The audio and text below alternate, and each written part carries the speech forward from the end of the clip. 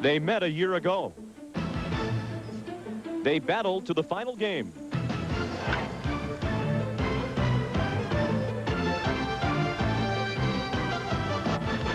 Last year, rookie Steve Avery stunned the Pirates in Game 6.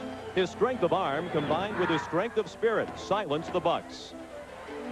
The scoreless duel would be settled in the ninth by Ron Gant's aggressive base running. He would score the game's only run. Some will remember Alejandro Peña's changeup for the final out, but most recall the eyes of sheer determination that brought the Braves back to even. Tonight, an ironic twist of fate brings a rookie to baseball's center stage, Tim Wakefield. His courage does not come from strength of arm, but from a manager's belief in this 26-year-old and his own belief in the pitch.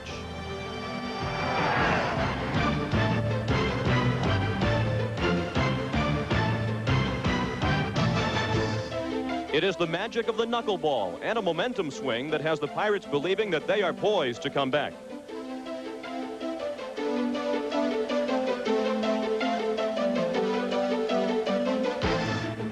Pittsburgh has one choice, win or go home. For Atlanta, it's win and go on.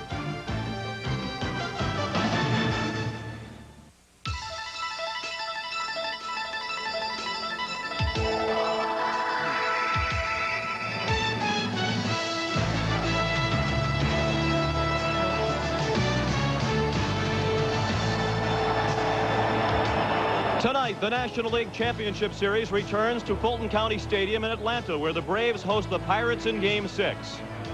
Having fought off elimination in Game 5, Jim Leland is just happy to be back. While the Braves' Terry Pendleton hopes a good luck kiss might help him out of a slump. David Justice arrived confident in the knowledge that he hit the knuckleball hard in Game 3, but it wasn't enough. Can Tim Wakefield pull out another win?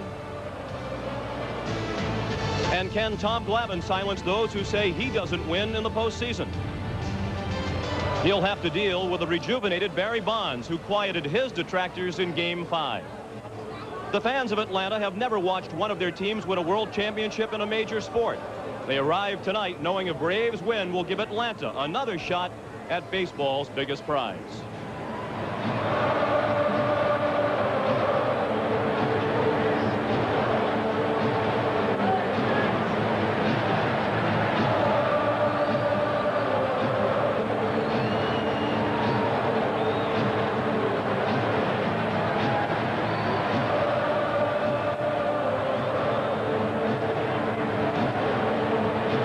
Good evening, everyone, and welcome to Game 6 of the National League Championship Series from Atlanta. It was a glorious day here, and it's a perfect night for baseball. The temperature moments from game time, 70 degrees. The Braves have had a relatively stress-free ride to this point of the series. They've enjoyed leads of 2-0 and 3-1, but the Pirates won Game 5, and now tension is evident on both sides. Hello, everyone, and welcome to Atlanta. I'm Sean McDonough along with Tim McCarver, and it's great to have you with us.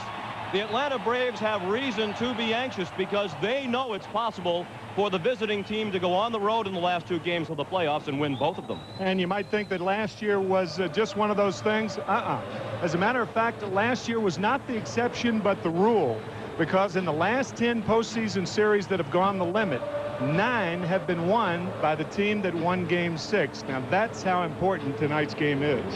And what an appealing pitching matchup. 3 months ago, very few had heard of Tim Wakefield. But after only 13 starts in the major leagues, he pitched a gem in Game 3, and now he has been hailed as the Pittsburgh savior. On the other side, you have Tom Glavine, who has won 20 games in each of the last 2 years, but he says he's pitching tonight trying to silence his critics who say he doesn't win in the postseason. Yeah, I think his detractors talk about the first half of the season and not the second half. As a matter of fact, from April through July, over the last 2 years, Tommy Glavine is 30-8. From August through the end of the season, the last 2 years, 1 game under 500 and a paltry 1-4 in postseason play. We'll have the first Game 6 of the NLCS from Atlanta in just a moment. CBS Sports coverage of Game 6 of the 1992 National League Championship Series is brought to you by Buick and your local Buick dealers. Remember Buick, the new symbol for quality in America. Wendy's old-fashioned hamburgers, the best hamburgers and a whole lot more. and by Enterprise Rent-A-Car, the special delivery company. The Atlanta Braves have taken the field, and you sense already in this crowd a difference from games 1 and 2, when many fans here in Atlanta criticized themselves, saying they didn't have the same kind of intensity that they had last year during the Braves' worst to first run. The lineup for Jim Leyland tonight: Gary Reedus leads off at first base, Jay Bell the shortstop, Andy Van Slyke in center field. Barry Bonds the cleanup hitter in left, Jeff King batting fifth at third base, Lloyd McClendon in right. Don Slaught is the catcher batting seventh, Jose Lean bats eighth, and the pitcher Tim Wakefield will bat ninth. And those are the averages for the Pirates in the starting lineup tonight in the NLCS. The defense for the Atlanta Braves: Gann in left field, Otis Nixon the center fielder, and David Justice in right. Harry Pendleton at third base, Jeff Blauser at shortstop, Mark Lemke the second baseman, Sid Bream a slick fielding first baseman, and Damon Berryhill behind the plate supporting Tom Glavine. Gary Reedus leads off. He's 5 for 11 in the series and 5 for his last 8. First pitch of the night from Tom Glavine. Well hit to left. Ron Gant, just in front of the warning track, makes the catch.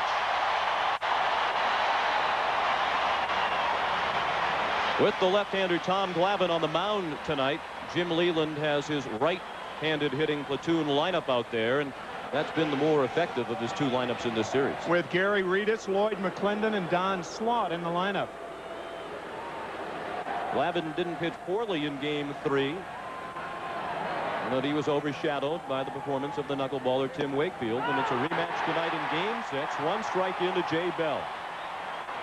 Jay only 3 for 21 and 1 for his last 10.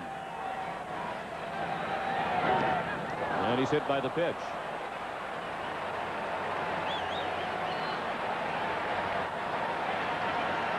The umpires working this one. Ed Montague will be the man in the spotlight again as he calls the balls and strikes with the knuckleballer Tim Wakefield on the mound. John McSherry at first, Randy Marsh at second, Steve Ripley at third, Gary Darling along the left field line, and Jerry Davis calls the plays in right. Now Andy Van Slyke digs in. He has had a hit in every game in this series except game 2, the 13-5 blowout for Atlanta.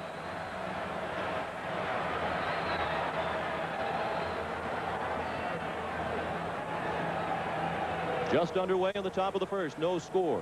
The Pirates with Jay Bell at first and 1 out. And the first pitch to Van Slyke is a ball. First time Tommy Glavine pitched, we talked about his success getting right-handers out away. He's trying to come inside to Jay Bell, and you hate to hit a hitter when you're just showing him the pitch inside to keep him from diving out over the plate. But he ends up the ball sailing a little bit, and he hit Jay Bell.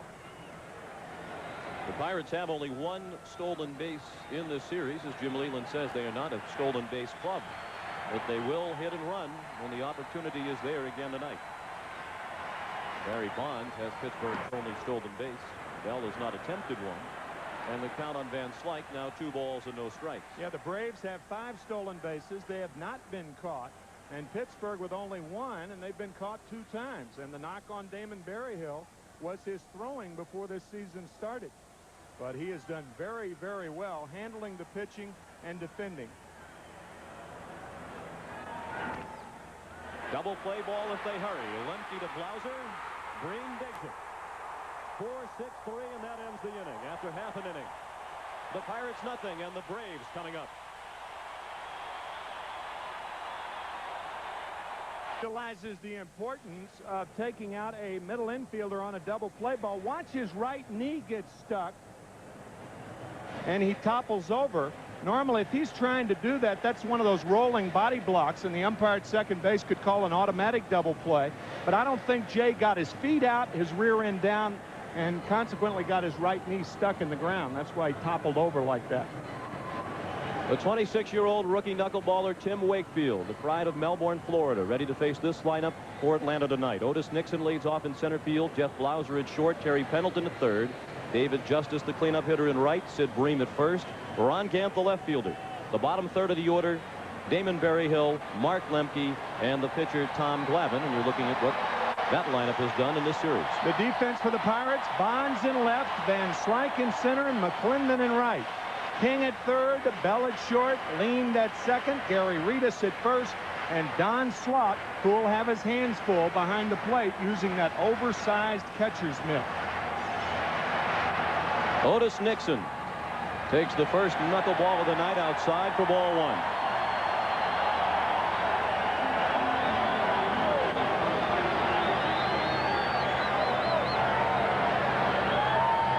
Don Slott employing the oversized mitt tonight to handle the knuckleball. That's ball two, 2-0. I think Wakefield will resort to the fastball now with Otis Nixon. We'll see if Nixon's taking it.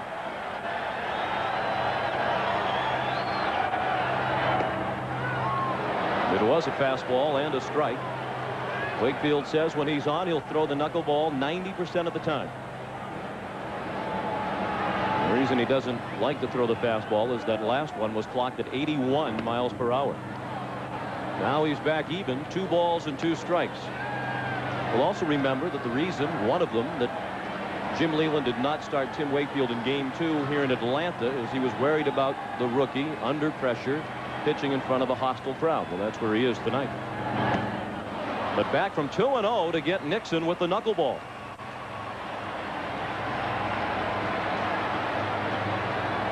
Interesting how Tim Wakefield holds that knuckleball, and we mentioned in game 3 that it's most effective when it is not rolling. It has that dead spin. That ball caught in the heel of the glove by Don Slott. A very, very effective knuckler then. Bobby Cox wasn't particularly concerned about his club's lack of success in game 3. He felt they hit many balls hard against Wakefield. They did have a couple of near misses with home runs, particularly one off the bat at the man at the plate. Jeff Blauser, who pops it back in this direction out of play. 0-2 the count on Blauser.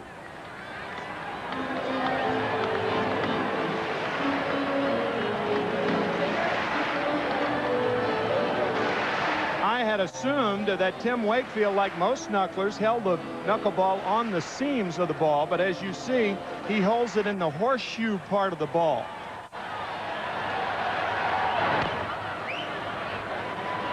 The seams on the ball can actually form a horseshoe, and Tim Wakefield gripping the ball, he really grips the nails of the index finger and the middle finger into the ball, so knuckleball is a misnomer. Should be a fingertip ball. Very high fly ball and shallow left for Barry Bonds. 2 down. Yesterday we asked Tim Wakefield to explain exactly how he grips the ball. Well, horseshoe was one of the seams that comes in, and it's just the biggest part of the ball, where it's shaped like a horseshoe, and it's easier to get my fingers in there. And X is kind of a guide. I can put my thumb on this seam on this side, and also I don't have any seams catching my ring finger. So when I do throw it, the object of it is to really let it go with your thumb and ring finger, and just let it guide out with your index finger and your middle finger. That knuckleball lined into center, a base hit for Terry Pendleton. Pendleton broke an 0 for 12 drought with an infield hit his last time up in game 5. Now he has a solid single with 2 outs in the bottom of the first. It's the first hit of the ball game. And how weird is that? A switch hitter switch hitting right-handed against the knuckleballer. Ineffective his first time, and Terry Pendleton surprising everybody by hitting right-handed against the 55-mile-an-hour knuckleball. How about that? And the first pitch, sure enough, a rocket to center. So Pendleton's at first with 2 down. In the bottom of the first, there is no score in game 6 of the National League Championship Series. David Justice, the batter. 4 for 16 is Justice in the series. He has also drawn a series high 6 walks.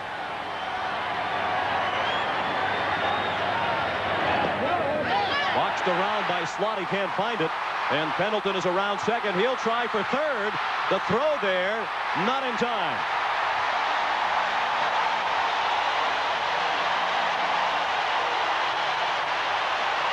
Well, that's a big reason why a lot of managers are afraid to have knuckleball pitchers on their staff. Tim Wakefield only threw 10 wild pitches. Make that 3 wild pitches this year. This will probably be a pass ball. Don Slaught had 3 pass balls, or the catching staff had 3 pass balls. So only 3 wild pitches, 3 pass balls, but that one good for 2 bases against Wakefield.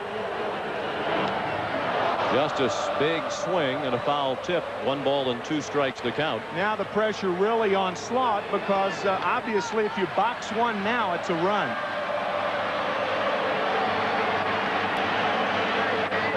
There's a lot of room in this park and foul ground along the line, but not all that much room right behind home plate. Slaught had a tough time locating the ball, and Pendleton, as you saw, never hesitated.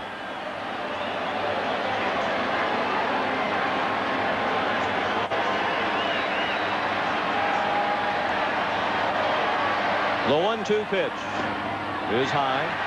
2 balls and 2 strikes. Justice was 1 for 4 in game 3 against Wakefield, but he hit the ball sharply 3 out of the 4 times he came up.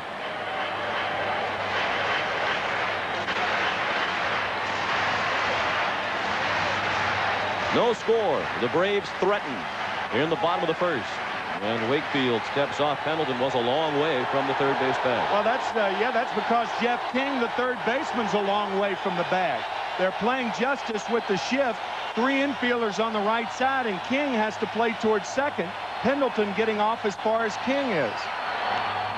Justice went against the shift for a base hit in game 3 off Wakefield. He singled in the left field in the 2nd inning off the knuckleballer.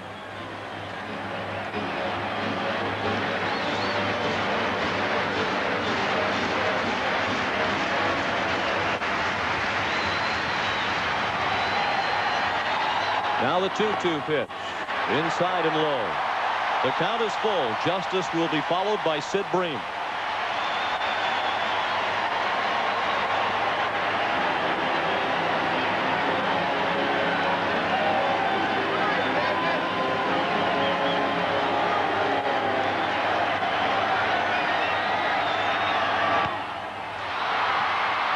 Routine fly to left for Barry Bonds. The Braves threaten but do not score in the first. After 1 in Atlanta, no score.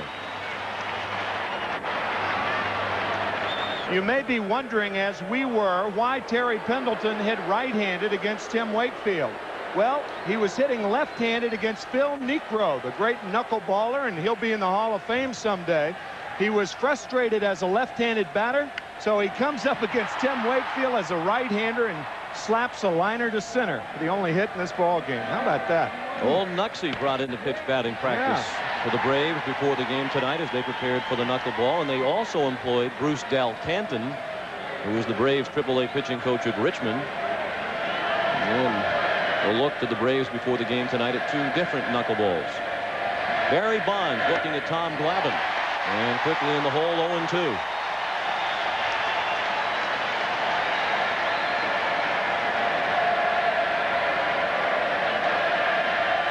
Glavine will face Bonds, King, and McClendon.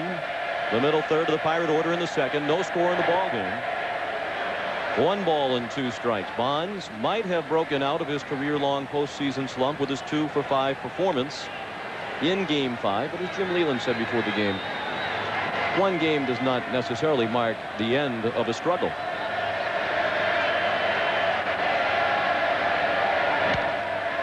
But that might. Deep to right field, way back and gone. Barry Bonds on a 1-2 pitch. Homers to right center, and the Pirates take a 1-0 lead. It's the first ever postseason home run for Barry Bonds.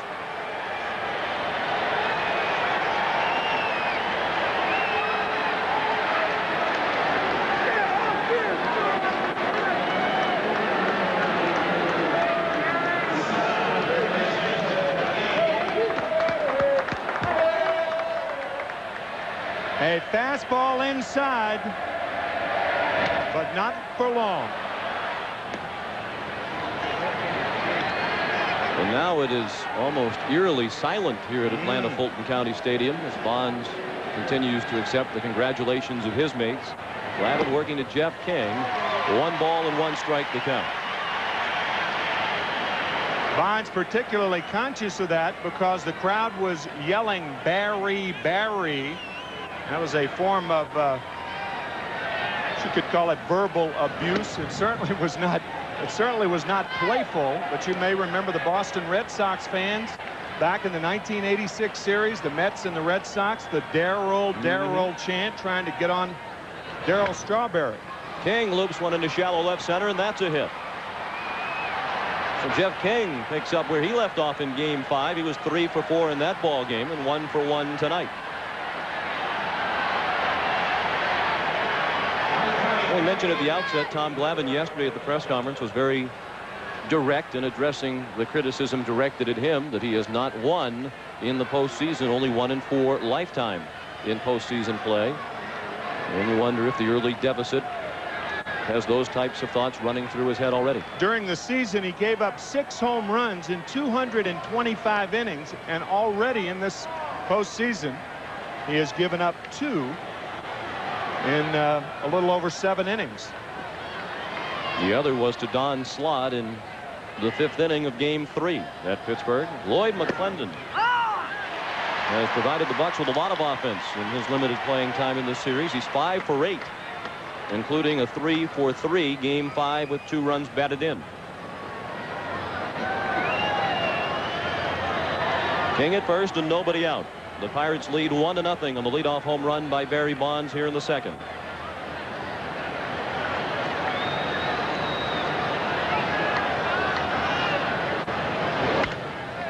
Fly ball drifting toward the seats and right.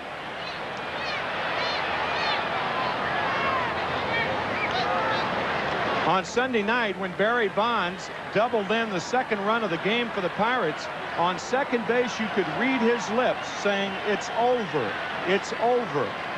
And with 2 hits in that game and a solo home run tonight, as you said, Sean, it may very well be.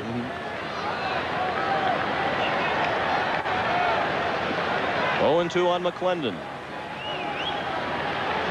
King not much of a threat to run. And Glavine keeps him close. Jeff has not attempted, or rather has attempted 1 stolen base in this series and was thrown out trying to steal. He stole only 4 bases during the regular season, but was thrown out 6 times.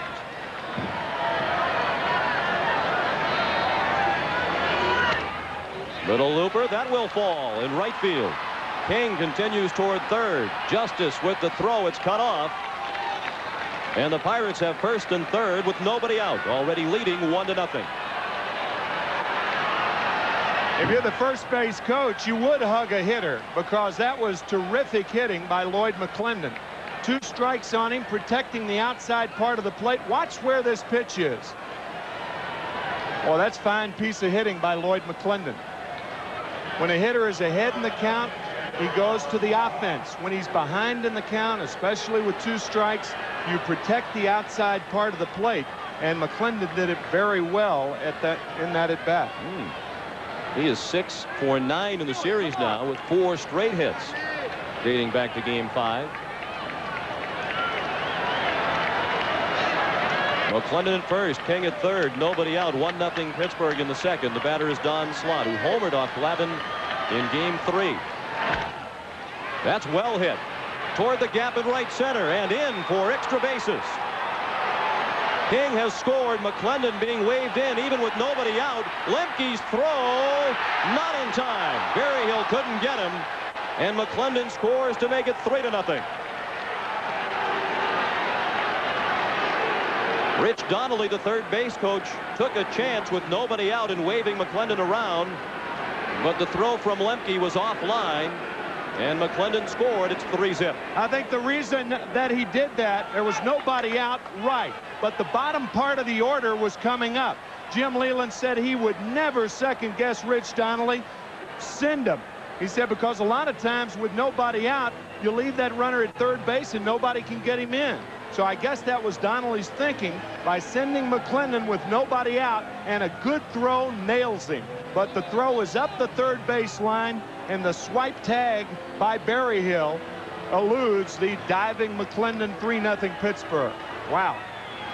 Jim Leyland told us when he was the third base coach of the Chicago White Sox, he had a sign that said nobody ever scored a run by stopping at third. That's right. Glavine after the visit to the mound, looking at the number 8 hitter Jose Lean. He takes the fastball high for ball 1. Jim Leyland was the third base coach under Tony La Russa, the manager of the Oakland Athletics. As a matter of fact, he spoke with Tony La Russa yesterday after the Athletics' victory over the Toronto Blue Jays.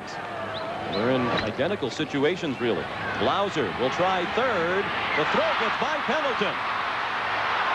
Slot comes in to score, and it's 4-0. Lean winds up at second. Had they executed the play, Slot was out. But the ball got past Pendleton. And now another runner is in scoring position, and still nobody out here in the second. But again, Jim Leyland being very aggressive. Don Slaught, not a fast runner. Look how he runs to the outside of the bag to try to get in the way of the throw of Terry Pendleton, and sure enough, it hits him, and he scores. That is perfectly legal. He was not out of the baseline, but when you run to the outside, you don't give the third baseman a clear shot to catch the ball. Good base running by Don Slaught.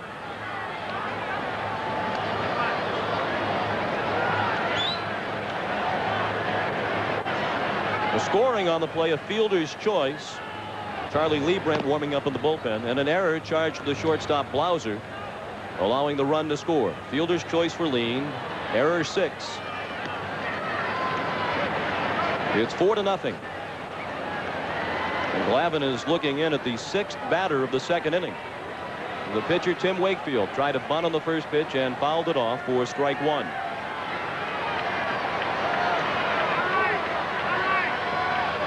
They creep into the corners. Wakefield took the bat back. 1 ball and 1 strike.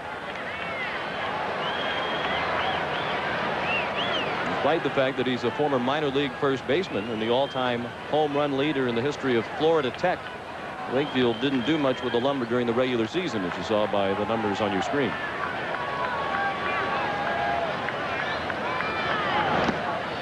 Fouled off the leg of Berryhill. That's smarted. 1 ball and 2 strikes. There's no other word for it. These people are stunned. Yes, they are. And very concerned. The Pirates trying to force a Game 7 lead, 4-0. They're not the only ones who are stunned.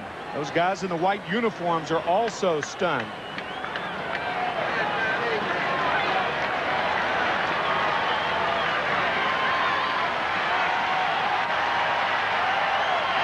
Wakefield got the bunt down. Glavine tries third.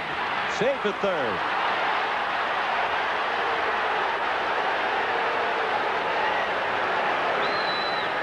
First and third, and still nobody out. That's Damon Berryhill's call. If he sees the runner at second base get a good jump, then he tells the pitcher third base. If the runner does not, or if he does get a good jump, then he says first base. Jose Lean had too good a jump. It's not a force play. He must make the tag, and that was a bad call by Damon Berryhill. Atlanta coming apart at the seams here in the second inning. Playing like the Pirates did in the first 2 games here in Atlanta. Especially game 2.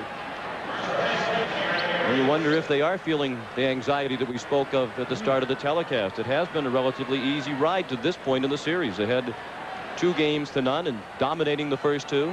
Then 3 games to 1. And now it's 3 games to 2, and they're on the short end of a 4-0 score. The infield is in with nobody out, and Reedus fouls one out of play. We're in the top of the second. The Pirates have scored 4 times, and they have runners at first and third. The scoring on the ball by Wakefield, a sacrifice, and he reaches on a fielder's choice. Notice how close Mark Lemke, the second baseman, is to second base. That's because the infield is in, and he wants to complete a double play on a ball hit hard to the left side. The one thing you have to do if you're the runner at third base, you don't want to break too soon. You want to make the infielders think that you're going to break toward home, and then don't do it, and that way hold them to 1 out.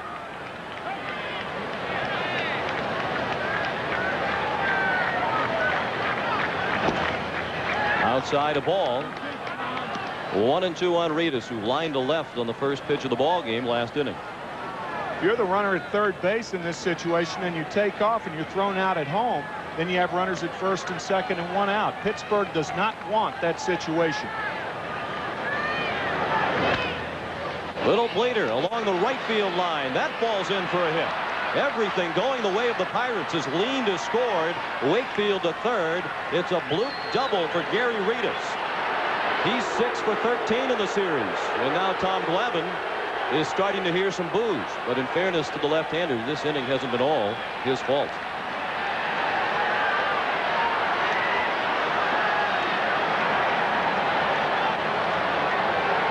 Now, most of it has.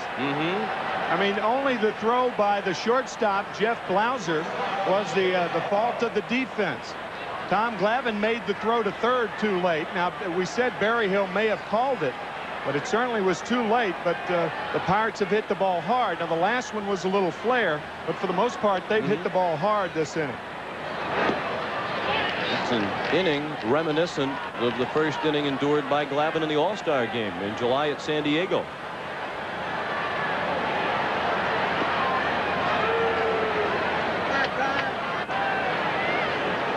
The 8th batter of the inning is Jay Bell.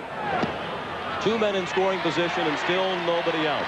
Pittsburgh leads 5-0. 1-1 the count on Bell, who was hit by a pitch by Glavine last inning.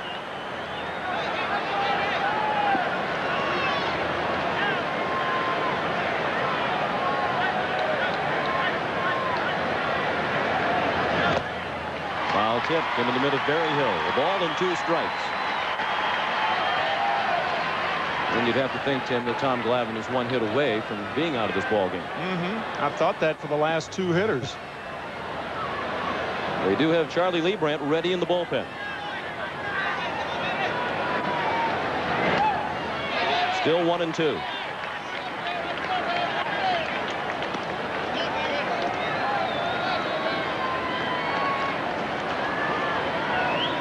Usually a manager in a long man situation will bring in an opposite arm because the lineup is set to hit against left-handed batters.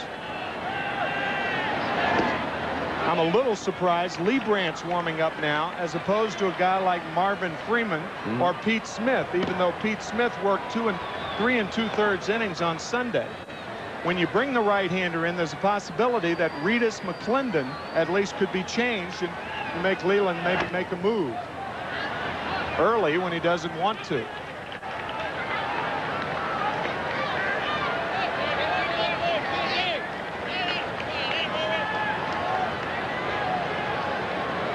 Well, in Game 5, Tom Glavine watched as Steve Avery was knocked out after 1/3 of an inning.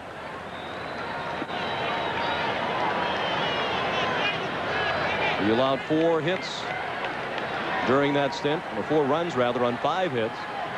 Glavine hasn't recorded an out here in the second, and that's a deep drive to left. Looking up, Gant, that's a home run. A 3-run homer for Jay Bell, and all of a sudden it's 8-0 Pittsburgh.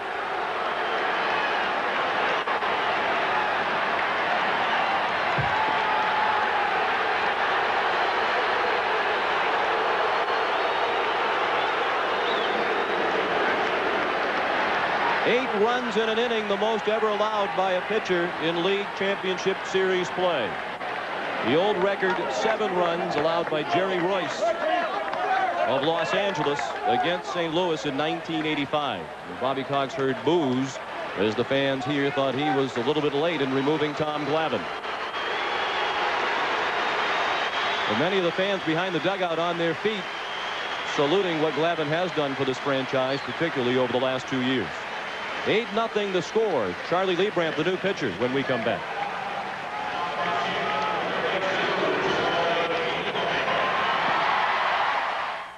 Well, Brave fans might have known without looking up that there was a near full moon overhead on the 13th day of October. I think that's how big the ball has looked to the Pirate hitters so far this evening. Charlie Leibrandt on in relief of Tom Glavine. 8 men have come to the plate here in the second for Pittsburgh, and all 8 have scored. Leibrandt He has appeared in one game in this series, facing Andy Van Slyke, who fouled it away. Charlie pitched his inning in 2/3 in Game 5 on Sunday night in Pittsburgh. Van Slyke hit into a 4-6-3 double play that ended the first. This inning started with a home run by Barry Bonds. And the blow that knocked Glavine out of the ball game, the 3-run homer by Jay Bell. Greg Olson, the injured catcher. He's been looking on with a smile on his face through most of this series. Well, the 1-2 pitch is low. After the home run by Bonds, King and McClendon singled. Slot doubled them in. Lean hit a ground ball to short. Blauser hit Slot with the throw as he was trying to go to third. It went by Pendleton and Slot scored. Lean took second. Wakefield tried to sacrifice Lean to third. The throw to third was late. Van Slyke strikes out for the first out of the inning. And the first strikeout of the night for Atlanta pitching. So Wakefield and Lean were at first and third respectively. Then Reedus doubled to drive in Lean. Wakefield took third, and Jay Bell hit a 3-run homer. And here's the man who started it all, Barry Bonds, who homered to right center field on a 1-2 pitch leading off this inning.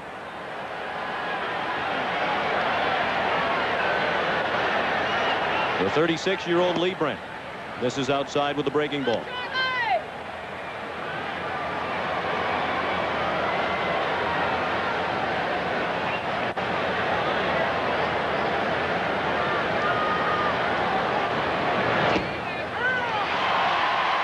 Bob Walk in the center of the picture. He's the man who pitched the Pirates to Game 6 with his 3-hit gem in Game 5.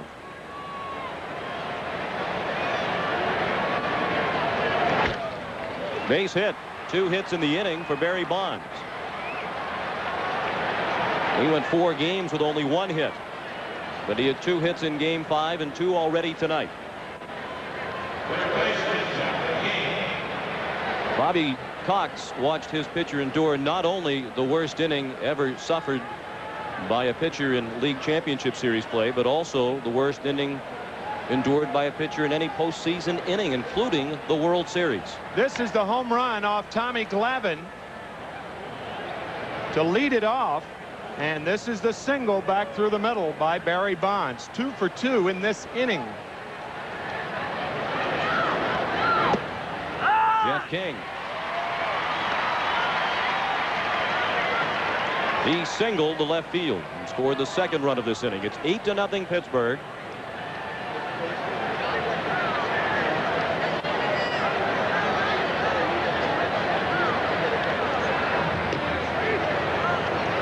Bonds has the only stolen base in this series for the Pittsburgh Pirates.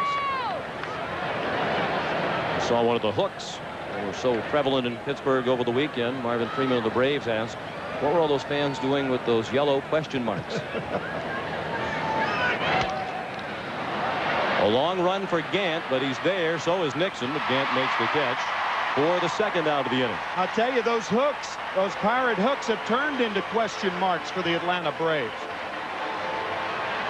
Atlanta, after this 8-run inning, I think are looking out of their car at that right mirror. You know, it has that little note on it.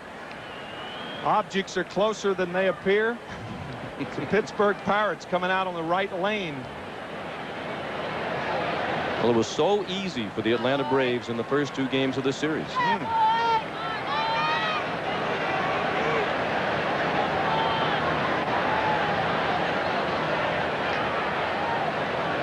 Bonds at first with 2 outs. The 12th batter of the inning is Lloyd McClendon. Base hit. 8 hits in the inning. The throw to third from Justice, not in time. Back to first. Now they have McClendon caught. And they almost botched this play. They haven't fully yet. They have Bonds trapped. Pendleton flips to Bream. Bonds bowls him over, but Bream held the ball, and the inning comes to an end. But what an inning it was. A record 8 runs for the Pittsburgh Pirates. And after an inning and a half, they lead 8-0.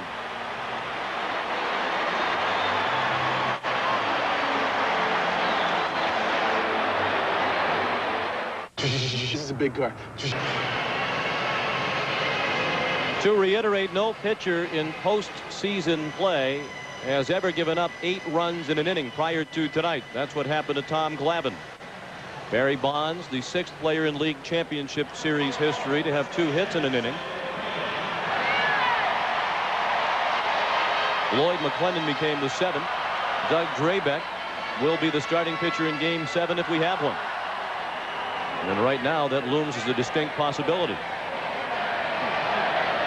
Still a long way to go, and the Braves have shown in this series, particularly in Game 2, that they can score a lot of runs in a hurry. They piled 13 on very quickly in Game 2. Sid Bream leads off. He's just 1 for his last 8 after a hot start to the NLCS. Wakefield snuck in the fastball. 1 ball and 1 strike on Bream. Ron Gant to follow, and then Damon Berryhill. Wakefield would not have thought of throwing a 1-0 fastball to Bream in a tie ball game or a close game. Things have changed now. And because of that, I wonder if Jim Leyland is thinking about tomorrow night with an 8-run lead. I know the bullpen has had their problems. I know Atlanta has scored 13 runs in Game 2. But I wonder if Jim Leyland is saying, if we go a couple of more innings, I'll take him out of the game regardless of whether he gets a win or not. And then have him in the bullpen and back a Doug Drabek tomorrow night. Just a thought. I don't know if Jim's thinking that way or not, but he could be. I think if he is, he wouldn't execute that until much deeper into the ball game, because as you mentioned, the bullpen has been shaky, and you have to win this game. Yeah, and if you do that later in the ball game, well then, for the most part, you might as well let him complete the ball game and be effective, because you're not going to use him tomorrow anyway. After the leadoff walk to Sid Bream, Ron Gant fouls the first pitch he sees tonight out of play. Gant 0 for his last 6, and now 4 for 17 in the LCS. Plus, when we talked about the prospect of Game 7 with Jim Leyland, we felt very confident that there's no way Doug Drabek would allow him to throw his 3rd subpar game in a row in this series.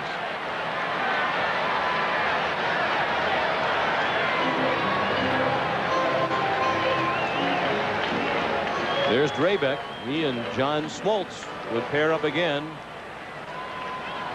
if there is a Game 7. Right now it's 8-0 Pittsburgh in Game 6 in the bottom of the 2nd inning. 1-2 the count on Gant.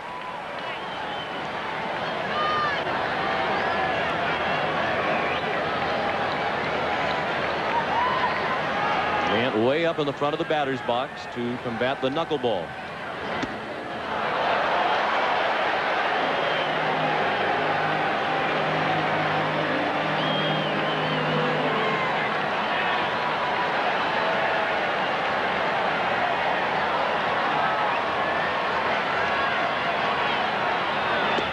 Strike 3. Gant was bending back to get out of the way, but the knuckleball caught the inside part of the plate for the first out of the inning and the 2nd strikeout of the night for Tim Wakefield. You could tell by Gant's reaction how much that knuckleball broke. Here it is again.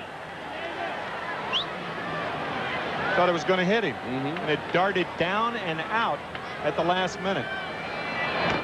Damon Berryhill pulled 1 foul, and that last pitch was the best example that we've seen tonight of what you mentioned in Game 3. The home plate umpire can't disappear thinking that the pitch is going to stay on its course. If Ed Montague thought that the path of the ball was going to continue along the same line that Ron Gant did, he easily could have called that a ball by giving up on it. That's an example right there. Don Slaught had no idea where the ball is, and that's another problem that a catcher has. That mid is so big, you can't feel the ball in it. Sometimes you think you may have it, and then you don't. As you can see, he left the ball, but that big mid is very difficult to feel the ball. The smaller ones, obviously, it's very easy to do that. because of the smaller pocket. But that big thing, pizza pan. Flexible pizza pan is what it is. Was there any chance that that previous pitch was a trick play on the part of Slot, trying to convince the runner that he didn't know where the ball was when in actuality he did? No. No, catchers don't have those types of plays. I know we as announcers tend to talk about those, but that's not realistic. It's tough enough, you know, trying to battle that thing back there rather than thinking about tricking a runner.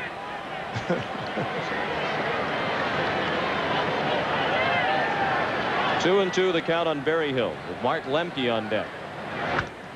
That's well hit to right. McClendon drifting back just in front of the warning track. He makes the catch. 2 away. And Bream returns to first. We're in the second. Pittsburgh enjoys an 8-0 lead. So we have had 2 switch hitters now batting right-handed against the knuckleballer. Damon Berryhill and Terry Pendleton earlier, and both hit the ball hard. Pendleton lining up the middle. So maybe that's what they learned in batting practice, batting against Bruce Del Canton and Phil Necro. Although Lemke, a switch hitter, is going to stay on the left side of the plate. After a hot start, he has tailed off in this series. 0 for his last 7. That's bounced up there again. Slot can't find it. And Bream takes second. Slid has had 5 knee operations, so third base was not in his mind, particularly with his team down by 8 runs. And that's a wild pitch. Charge to Wakefield.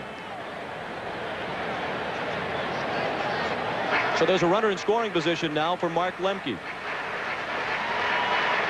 These wild pitches, by the way, are the first wild pitches that Wakefield has thrown in a long, long time. He had all 3 wild pitches that he threw on July 31st, his first start. That was a complete game win over the Cardinals. So the Pirate catchers have done very, very well catching Wakefield's knuckleball.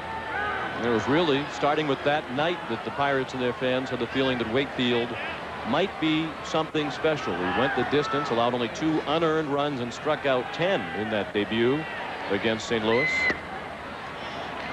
3-1 now on Lemke. The pitcher Lee Brandt on deck to bat next for the Braves.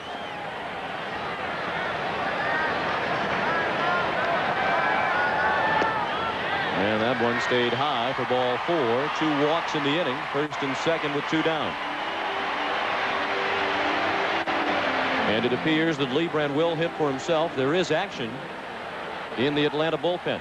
Pete Smith is throwing out there. And now he's going to take a seat. Some of the fans boo as Lee Brandt strides toward the plate. I'd like to see Bobby Cox take a chance at getting back into this ball game right now. Yeah, maybe employing a left-handed hitter or something, a guy like Lonnie Smith. But it is early, but they're down by 8. We do have a fully rested staff. Off day yesterday.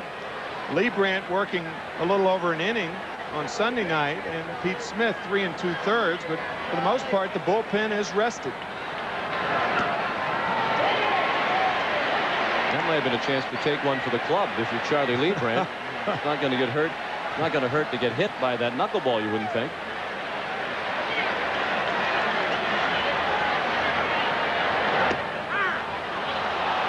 One ball and 2 strikes. Lee Brandt during the regular season went 7 for 58 at the plate with no homers, and he drove in 4. And he strikes out. The Braves strand 2 after 2. 8-0 Pirates. CBS Sports coverage of Game 6 of the 1992 National League Championship Series is brought to you by Bud Light. Great taste that fills you up and never lets you down. United, come fly the friendly skies. And by the GM Card, the new financial vehicle. We're back in Atlanta, and let's check in with Jim Gray. All right, Sean, the saying and slogan this year in Pittsburgh is "We Believe," and it was started by a radio talk show host by the name of John Cigna. One morning in July, he woke up when the Montreal Expos were coming into town right on the Pittsburgh Pirates trail, and he said, "I believe, and I think we all should believe." Well, he got a supermarket involved. They printed up 50,000 posters. Then the city got involved. They started hanging up banners and billboards all across. So in 1979, it was We Are Family. And now in 1992, it's We Believe. Sean? And the Pittsburgh Pirates trying to do what the '79 Pirates did in the World Series. Come from 3 games to 1 down to win. Billy Stargell and company did that to the Baltimore Orioles. Don Slott doubled, driving in 2 runs last inning. He also scored as part of the 8-run second that knocked Tom Glavine out of the ball game. Charlie Leibrandt has come on and held the Pirates at bay while striking out 2 now. 1 out in the 3rd, 8-0 Pittsburgh, and Jose Lean stands in. Vigo reached on a fielder's choice and scored the 5th Pittsburgh run last inning.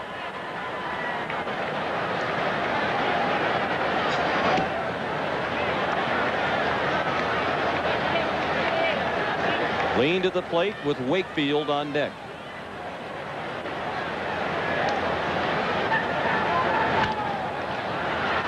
Blauser, nice play on the outfield grass, and he gets Lean by a running step.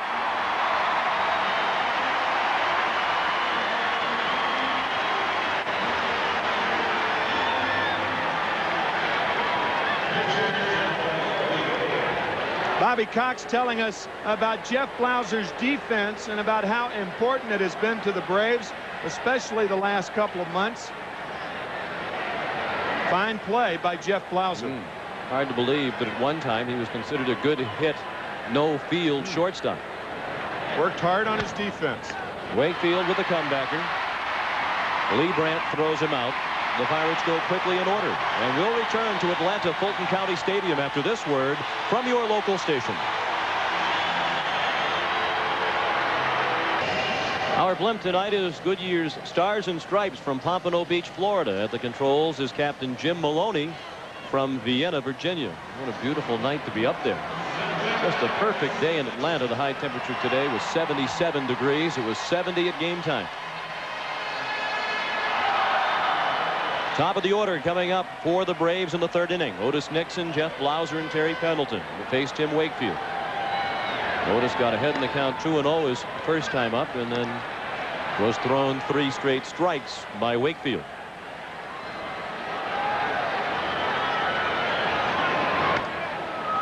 Fly ball, long run for Bonds as it slices into the stands.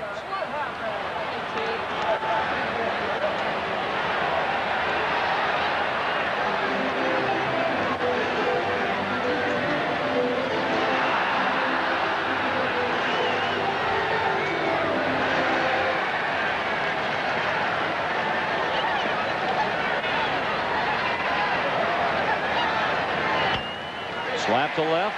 Bonds is there. 1 out. We're in the 3rd. Pittsburgh leads 8-0. And tomorrow afternoon, the American League Championship Series resumes with their Game 6 at 3 Eastern Time. And this moment from 2 games ago has ignited some hostilities between the two. Some of the Toronto Blue Jays a bit upset at the fist pumping of Dennis Eckersley. That was in Game 4, the game in which Toronto came from 6-1 down to beat Eckersley. Jack Morris called that a Little League act, but then again Roberto Alomar charged the Athletics, hit a home run, and ran around the bases with his arms up over his head. In retaliation, possibly, to what Eckersley had done. Eckersley struck out Ed Sprague to end the 8th inning and resorted to those histrionics. And then Alomar with a 2-run homer in the 9th inning to tie it in a game that Toronto won. I'll tell you, that's something that used to be looked upon as something that baseball players shouldn't do. But now I think the game's played differently. I mean, guys watch home runs, they sit and look at them, and then they style around the bases. This is the Alomar home run right here, a 2-run shot. Now watch Alomar. Arms up, possibly in retaliation to what Eckersley did. That tied it, and then Toronto won it in extra innings. The game's played differently now, though. 20 years ago, if a pitcher hit after doing something like that, he'd have been knocked down. Plain and simple. You didn't do it. But a lot of guys do it now, and the game's different. Whether that's right or not, it's up to up to the way you really grew up in the game. Some more conservative approach says that that's Bush, but there are others that accept it, especially the guys who are coming into the game now. They don't seem to mind it. So if they don't mind it, why should fans? That's off Wakefield and high in the air, handled by Bell. Now, is it an out? One of the Pirates, Don Slott, asking if the ball had been caught in the air. Yeah. But apparently it got a piece of the ground because Blauser is standing on first base. It looked like it hit either the rubber or the foot of Wakefield, but Wakefield immediately indicated to the dugout that he's okay. It looked like it hit him on the top of the right foot initially, but evidently it hit some ground too. So if that were the case, it may have hit the sole of the shoe. We'll see. No, it clearly hit the ground and then came up to hit the shin, and Jay Bell fielded it, so it'll be a base hit for Jeff Blauser. Once the second Atlanta hit, Terry Pendleton had the first while batting from the right side of the plate. He's a switch hitter. Ordinarily he'd bat from the left against a right-handed pitcher, but not so against the knuckleballer Wakefield. One out in the bottom of the third, 8-0 Pittsburgh. Pendleton lifts a pop-up. Leaned. 2 outs. I don't think I have ever seen 2 switch hitters in a lineup bat right-handed against a right-handed pitcher in any one game. I'm saying Bobby Bonilla did it against John Tudor a couple of years ago, the St. Louis Cardinals. He's a switch hitter, of course. He hit left-handed against John Tudor and homered off of him in St. Louis.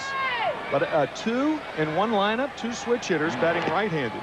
Damon Berryhill, the other one this evening. David Justice was out on a fly ball to left field his first time up.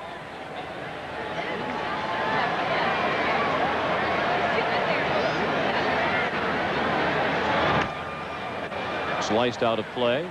0-2.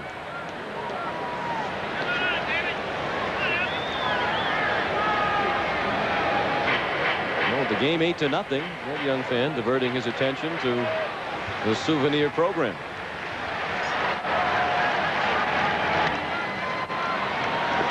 There is room if they can get there. King and Slott. It's King right in front of the dugout making the play. That ends the inning. We've played 3 and the Pirates lead 8-0.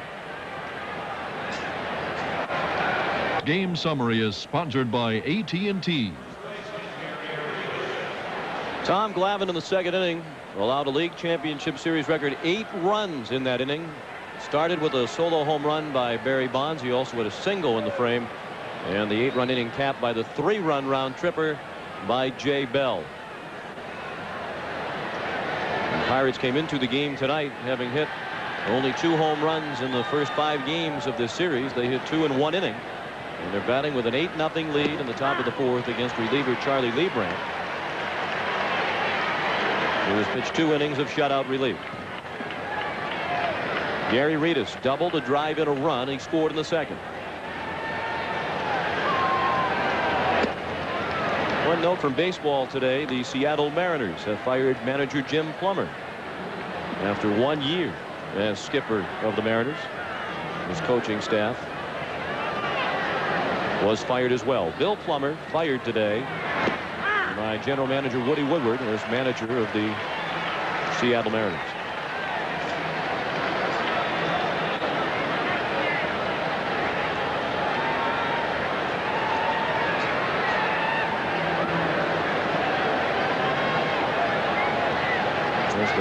Let Jim Lefevre go a year ago after the first and only winning season the Mariners have had. 1 ball and 2 strikes on Reedus.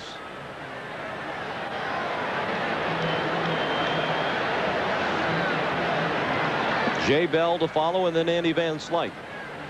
Gary Reedus, one of the heroes to this point in this series for the Pittsburgh Pirates, particularly in games 3 and 5. He's had a combined 5 hits and has scored 2 runs. He's also knocked 1 in tonight. 5 of his 6 hits for extra bases. He has 5 extra base hits in this series, and he had only 10 all year long. 7 doubles, 3 triples.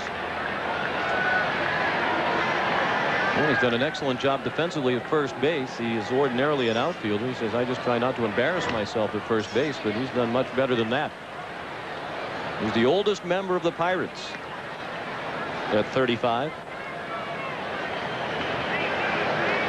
The record for extra base hits in a championship series is 6, shared by Steve Garvey, Tom Brunansky, and Will Clark. Garvey at 6 in '78, Brunansky in '87, Clark in '89. He strikes out, chasing the pitch that appeared to be outside. 1 out in the 4th. Charlie Leibrandt has already struck out 3.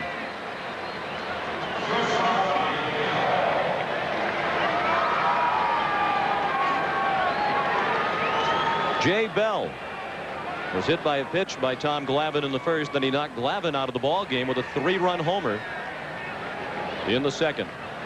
Bell hit 9 home runs during the regular season. He had 17 a year ago, so his power dropped a bit in 1992. And that was only the 2nd home run in the last 3 league championship series that the Pirates have hit with runners on base.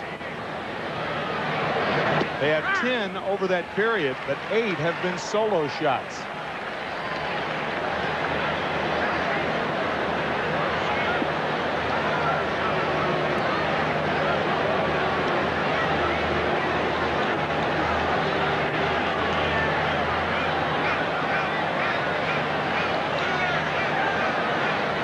The 1-1 from Leibrandt is outside.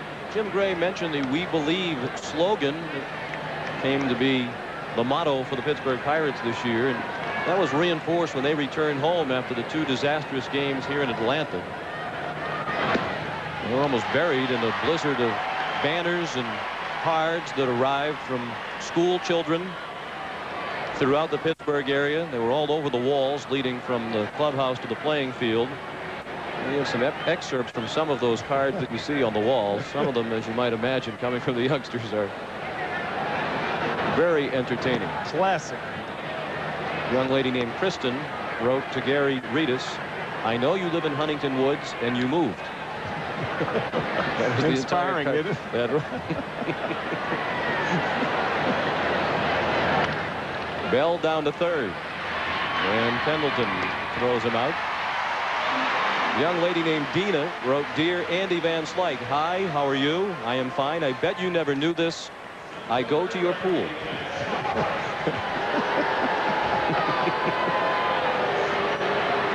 And Barry Bonds received a letter from Yuri. "I hope you hit a home run. I love you."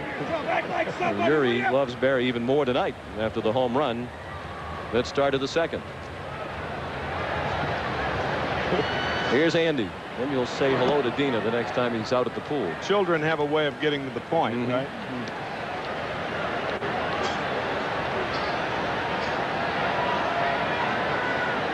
8-0 Pittsburgh. Pirates batting with 2 outs in the 4th. Nobody on base. Van Slyke has bounced into a double play. He was the first man to face Leibrandt in the 2nd and struck out.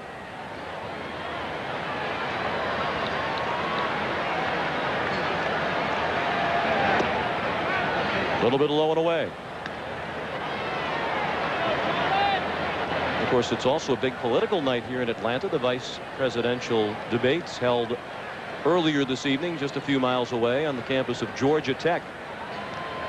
Undoubtedly, Andy Van Slyke might have caught a glimpse of it. He was a keen follower of the political scene and often has things to say on that subject. But in the interest of equal time, we won't share them in this forum. Barry Bonds waits on deck.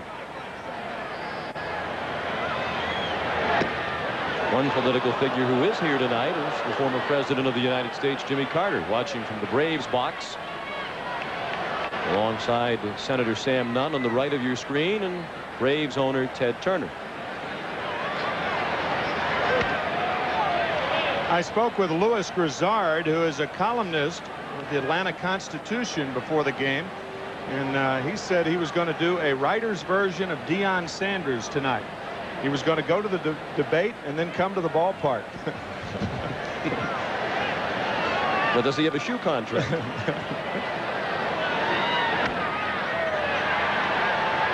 very high and drifting into the stands. He opted for the ball game instead.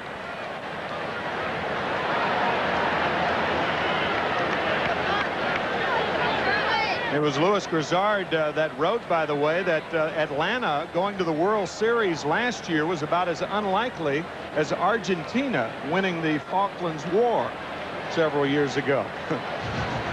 And I guess it would be about that unlikely if Atlanta loses 3 in a row to Pittsburgh. They're on the bad end of losing 2 in a row right now with Pittsburgh up 8-0. Van Slyke worked off the 1-2 hook to draw a walk. The first thrown by Leibrandt. He's aboard with 2 down in the 4th. Certainly Bobby Cox had to feel good about his chances ahead 3-1 with Avery, Glavine, and Smoltz. Yeah. Lined up if he needed 3 starting pitchers over the remainder of the series. He still has Smoltz on deck for tomorrow night, and there's still a long way to go in this one. With Pittsburgh batting in the 4th, leading 8-0. They have 8 hits. 2 of them belong to Barry Bonds. Both hits came in the 2nd. A leadoff home run and then a single.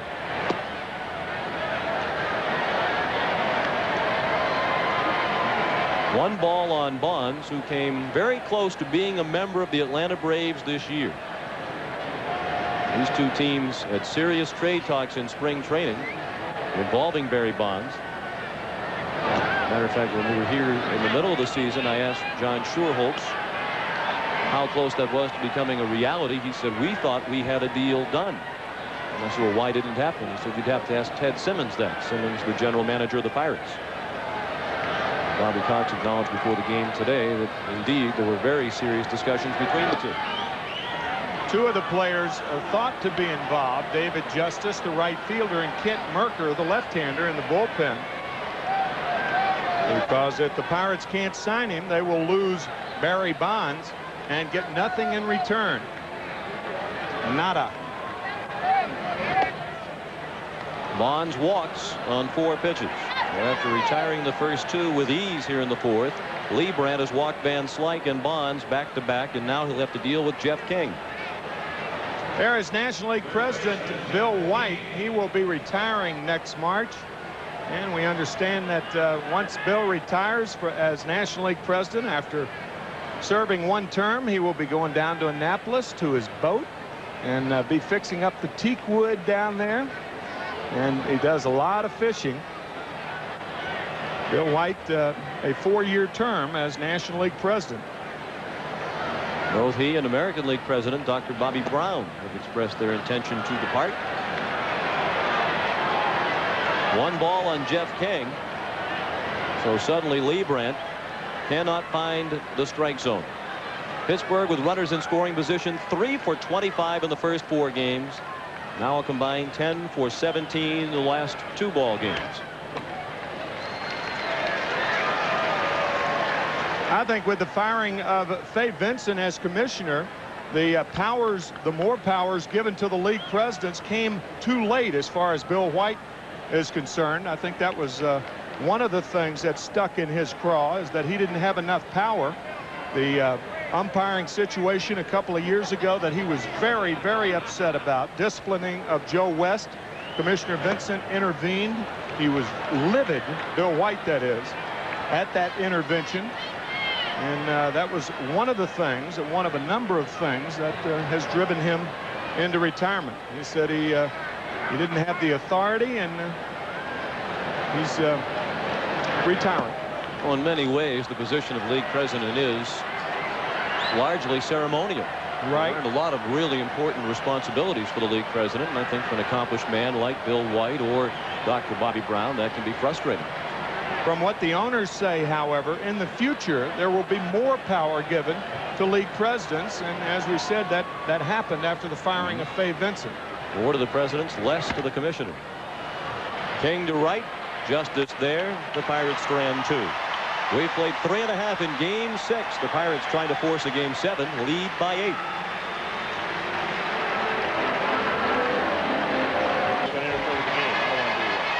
Welcome back to Fulton County Stadium. I'm with Bill White, the National League president. Bill, there is a report tonight that the new people in San Francisco who want to keep the Giants there are willing to build a stadium.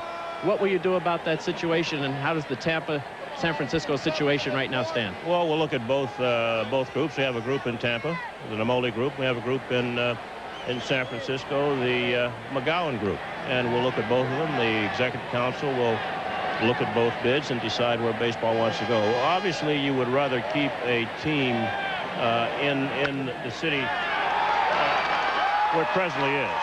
Baseball just can't continue to move around. But if there is no stadium and if there is no proper bid, competitive bid, then obviously you have to look someplace else. Well, is this bid in your mind proper and competitive? It's $95 million, about $20 million short than the people in Tampa. Well, the executive council of baseball will decide that. I think they'll look at both bids. How long will you give the groups in San Francisco? If this one cannot come through, will you wait for another? How long will you detain this move or make a decision on this move? How long do the people in San Francisco have? There are a lot of deadlines that we have. I think baseball would like to get this done as soon as possible. How's that for a political answer? That doesn't say a whole lot, Bill. That's what I've learned to do since I've been in this job. Thank you, Bill. Let's go back upstairs. Sean? Ooh. Wasn't that a telling final statement? We spoke of his frustration with the job and the politics involved in it, and he made, I think, a very direct statement on that subject with that final remark. What I don't understand is how the baseball owners should be allowed to decide that Bob Lurie should accept $20 million less for his team. As Jim Gray mentioned. The executive council, right. That's right. Jim Gray mentioned, there's a ball that gets by Slot. Green, who started the inning with a single, takes second. That will likely be a pass ball on Slot. Looked like a pitch he could have handled. But the San Francisco group has offered Mr. Lurie $95 million, and the Tampa Bay group $115 million. And how would you feel if you were a part of the Tampa Bay group? I mean, was a deal made? Obviously, it wasn't made in stone, but I mean, what right do they have legally now if the team decides to stay in San Francisco? I think there will be a lawsuit if that happens. Absolutely. Ron Gant looked at the ball outside. A runner in scoring position with nobody out, and now it's 3-1 on Gant. Braves will try to claw back into this one. They're down 8-0 and batting in the 4th inning. Bream at second and nobody out. Gant will be followed by Berryhill.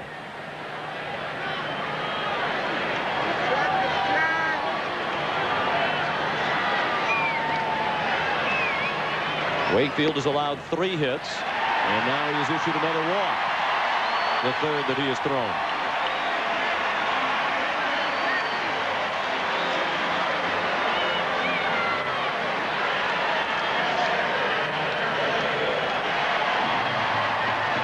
We're at Atlanta Fulton County Stadium for Game 6 of the National League Championship Series. Atlanta leads this best-of-7 series 3-2. But the Pirates lead this one 8-0. In the bottom of the 4th, Berryhill again batting from the right side, lifts a pop-up in his shallow right.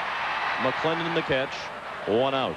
What makes Berryhill a switch hitter, batting from the right side against a right-handed pitcher, particularly odd, is that 9 of the 10 home runs that Berryhill had this year were from the left side. I really don't understand it, but both he and Terry Pendleton are batting right-handed tonight. I understand Pendleton more than I do Berryhill. Well, neither of them had a hit in Game 3 against Wakefield. Pendleton went 0 for 4. Berryhill 0 for 3. Mark Lemke walked his first time up tonight. Knuckleball in for strike 1. 1 out, runners at first and second. 8-0 Pittsburgh in the 4th.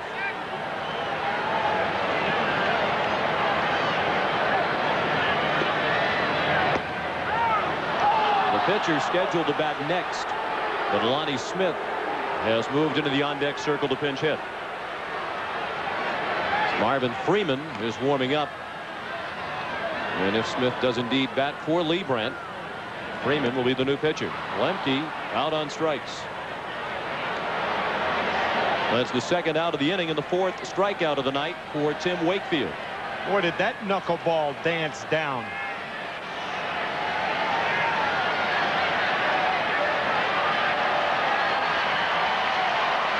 And the hand is for Lonnie Smith.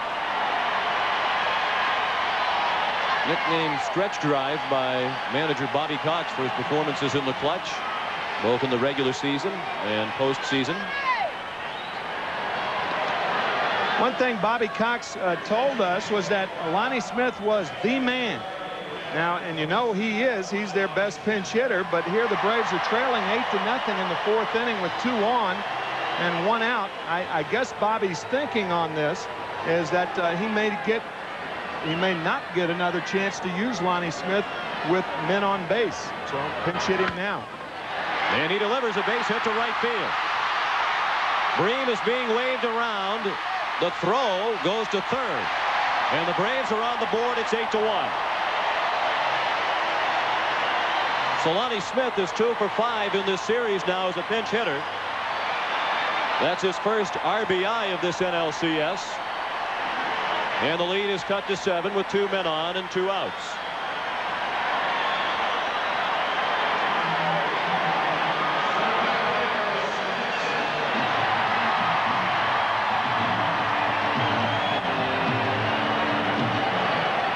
Otis Nixon, the hitter. He is struck out in line to left.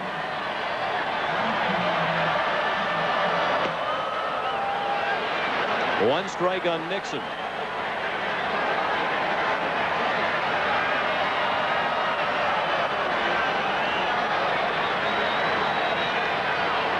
Gant, the runner at second. Smith at first. Ball 1 outside. If Nixon could keep the inning alive, Jeff Blauser would bat next. So Bream kind of happy for a guy whose team's down by 7 runs. Yeah, well, he just scored 1 run. Only run your team has. That's all you have. That's all you have to be happy about. Have to start somewhere and build on something. That's what the Braves are hoping they'll do in this inning. Sid Bream remains the only man for whom the fans here in Atlanta chant Sid, Sid, Sid. Nixon a swing and a miss for strike 2. Obvious reason for that. And we shared that reason with him earlier in the series. We know everybody watching tonight has been with us for every pitch of the 6 games to date. The reason, of course, is he's the only man named Sid. Full count now. With 2 outs, the runners will get the jump. Gant from second, Smith from first.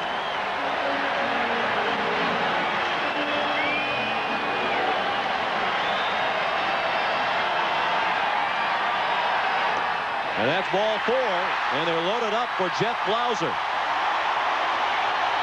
I don't agree with that call right there. A 3-2 knuckleball with the 7-run lead.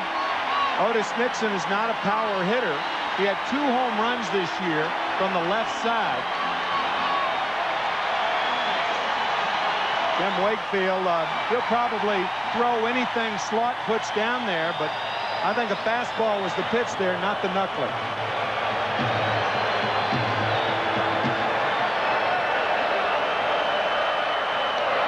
Jeff Blauser narrowly missed hitting a home run off Wakefield in Pittsburgh in Game 3. He's a career .375 hitter with the bases loaded. And there is action for the first time tonight in the Pirate bullpen. The right-hander is Roger Mason, the lefty Bob Patterson. 8-1 Pittsburgh, with the Braves with a chance to get right back in it against Jim Leyland's club here in the 4th inning. Knuckleball in for strike 2. 0-2 on Blauser, who had an infield hit his last time up. He's 1 for 2 tonight.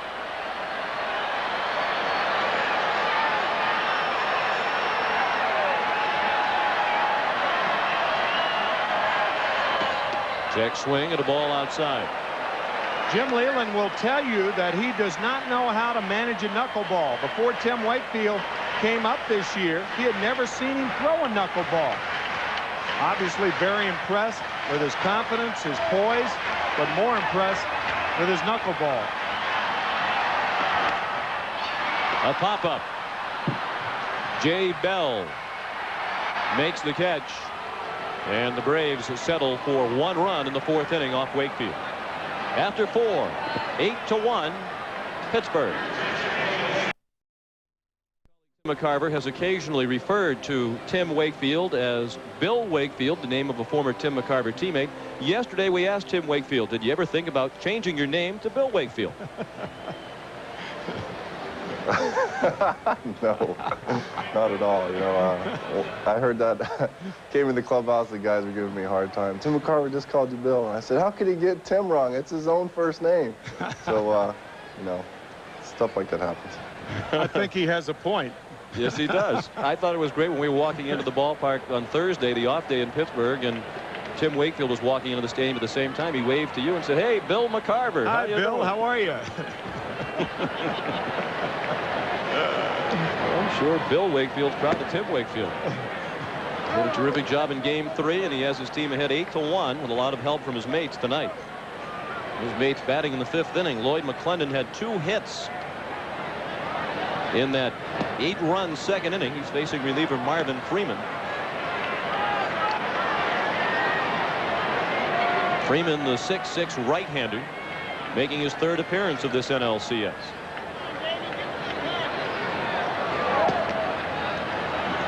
And follows 3 innings of shutout relief from Charlie Liebrandt. The starter Tom Glavine, if you're just joining us, charged for all 8 runs in the second inning, the most runs ever allowed in any postseason inning by a pitcher, including League Championship Series and World Series play.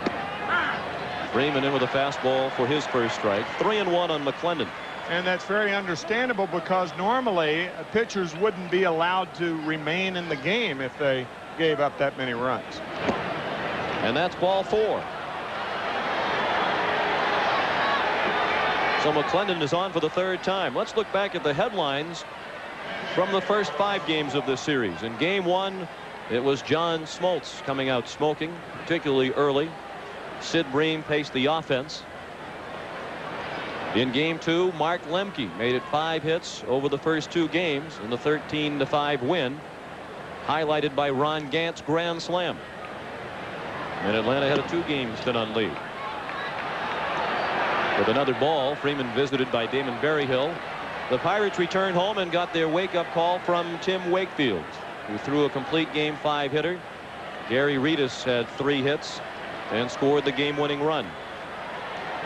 In Game 4, Otis Nixon was indeed the one. He had 4 hits and going 4 for 5. And Jeff Reardon came on to save it, capping an outstanding performance by the Braves bullpen. Game 5, with the Pirates on the verge of elimination, Bob Walk, a surprise starter, threw the best game of his career, a 3-hitter. And Barry Bonds broke out of his career-long postseason slump to make it 3-2 in favor of Atlanta. And that's where we stand, with the Pirates leading this one 8-1 and batting in the 5th inning with a runner at first and nobody out, and a count of 1-0 on Don Slott.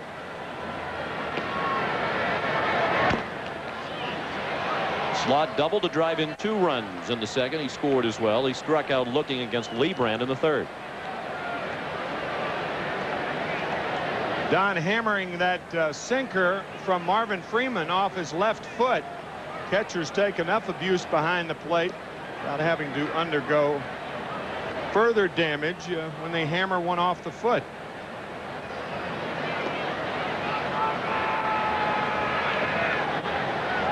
A heavy sinker from the 6'6" Marvin Freeman. It's tougher for a guy that tall to throw a sinker. Usually sinker ballers are of shorter stature.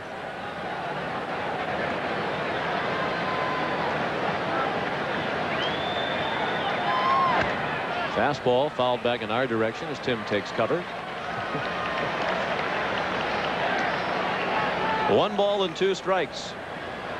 Jose leaned on deck.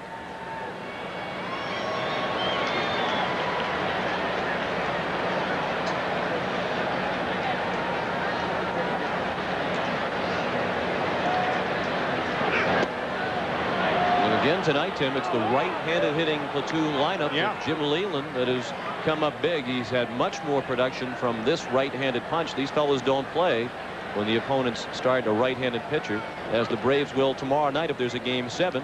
Jim Leland's Chargers will be looking at John Smoltz. 17 for 34 combined. The right-handed platoon trio of Reedus, McClendon, and Slott. Slott's unlikely to be in there tomorrow night.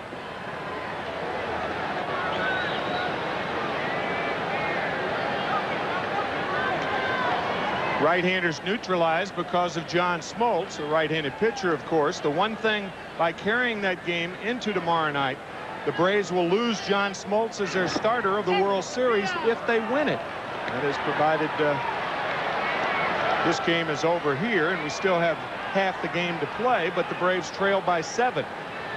The probable rotation, if the Braves win it tomorrow night, will be Steve Avery, Tom Glavine on Sunday, and then Smoltz starting against either Toronto or Oakland next Tuesday in those parts. But this game, as you said earlier, a long way from being over. Although back-to-back walks to start the inning won't help to keep it close. First and second and nobody out. We're in the 5th, 8-1 Pittsburgh. Chico Lean now 0 for his last 8. He reached on a fielder's choice and scored one of the 8 runs in the second. Bounced to short his last time up.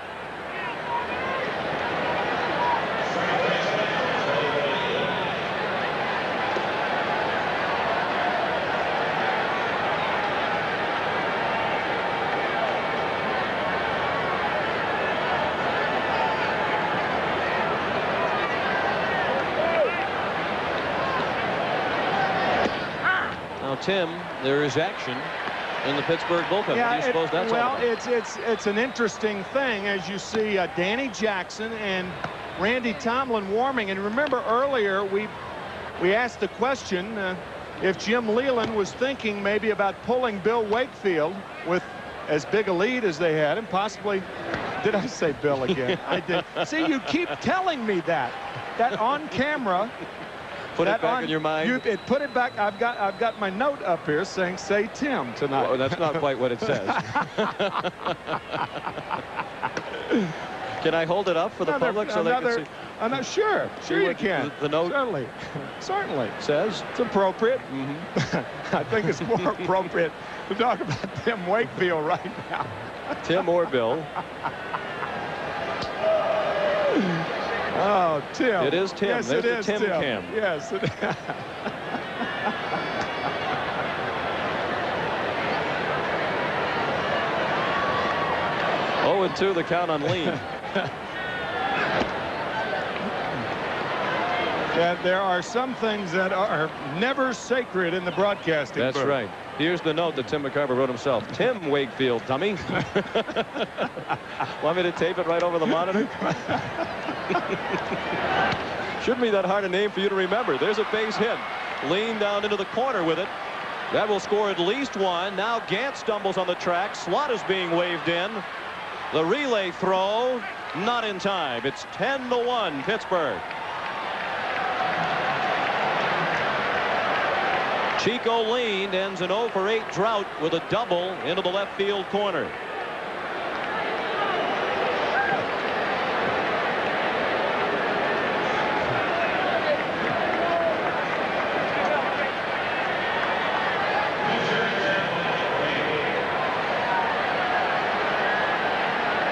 So the bullpen is down. Tomlin and Jackson, and now Wakefield will be batting. I would imagine he'll be bunting.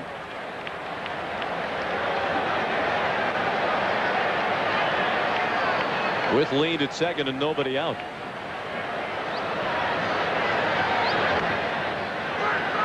Freeman will go to first. To Lemke, it's a sacrifice. 1-4, Lean to third with one out. Well, you know what we can do? Maybe like certain people in sports and entertainment, they're known by only one name. Madonna, Cher, Magic, Michael. Then we just call him Wakefield and Nux. Solve the problem for you. Nux. That's what Phil Niekro's name was. White Wilhelm. A lot of knuckleball pitchers have become. We're just going to change your name.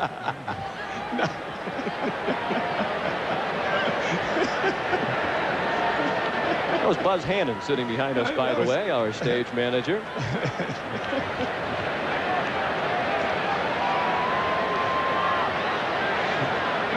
Now Berryhill and Freeman are going to get on the same page. Buzz, wave hi to America. This is Buzz Hannon, our stage manager. His friends know him as Bill. That's right. Tim remembers his name, Buzz. Steve Hurt our director of statistics, off to our left. The people who write us similar notes to the one we displayed from time to time. Gary Reedus. Double to drive in a run. He scored in the second. He's 1 for 3.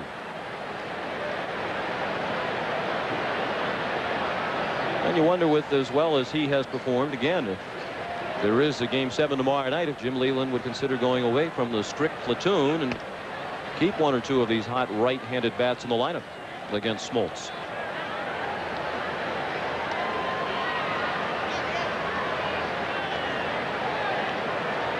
Reedus in the hole, 0-2. The infield in with the Braves down by 9 runs. Pittsburgh has added 2 more here in the 5th. They lead 10-1.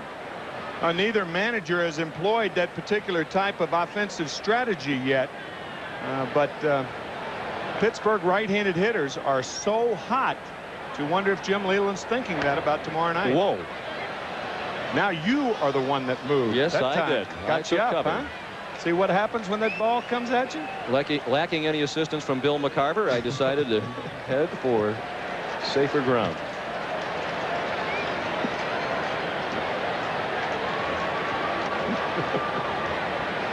Marvin Freeman with the 0-2 pitch just outside.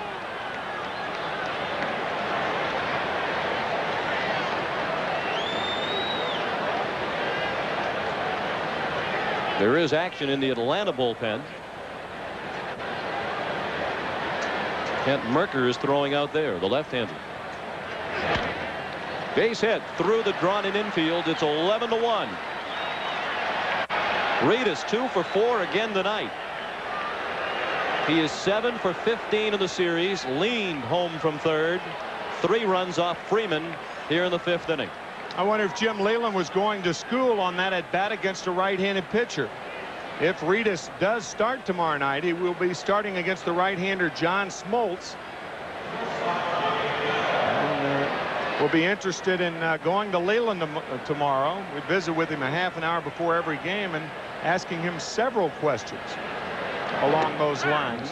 Whether he's going to start the right-handers, whether he thought about taking out Tim Wakefield earlier tonight. That's the pitching matchup for tomorrow night. If this score stands, it's going to take a major uprising and a half on the part of the Braves to turn this thing around. Bell with a check swing roller down to first. Bream the play, 2 down.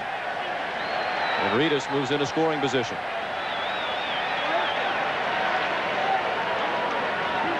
Well, whichever one of these two teams makes it to the World Series, we have seen in this series that the bullpen could be a big problem for either Atlanta or Pittsburgh if they face either Oakland or Toronto. When called upon, neither bullpen has really done that great a job. When you think about the starters for either Oakland or Toronto, both teams will be facing primarily right-handed starters. The only starter for either of those teams that they could face, other than a right-hander, is Jimmy Key, the left-hander with Toronto, if he's inserted as a starter. Van Slyke with a hit. Reedus will try it, and he'll score without a throw. 12-1 Pirates. Now do you think about taking Wakefield out? You're 11 runs ahead. You could use him tomorrow night. He's pitched 4 innings. This is kind of on the bubble time.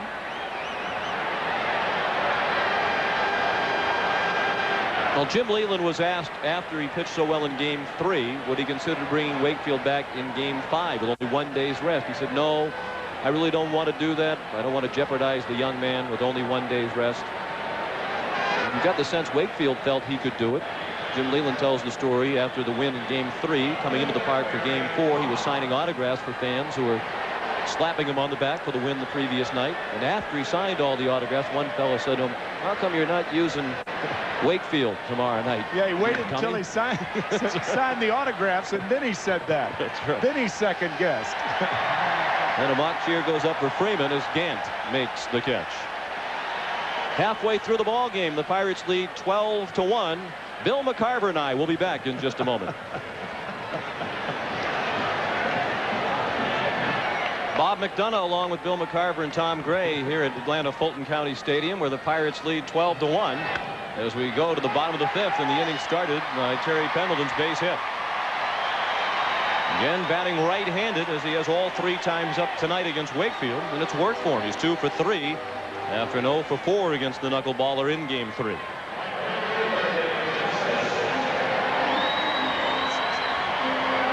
And Tim, this really is reminiscent of Game 3 for the Braves. They felt they made solid contact against Wakefield. They had a lot of chances. They just couldn't get runs in.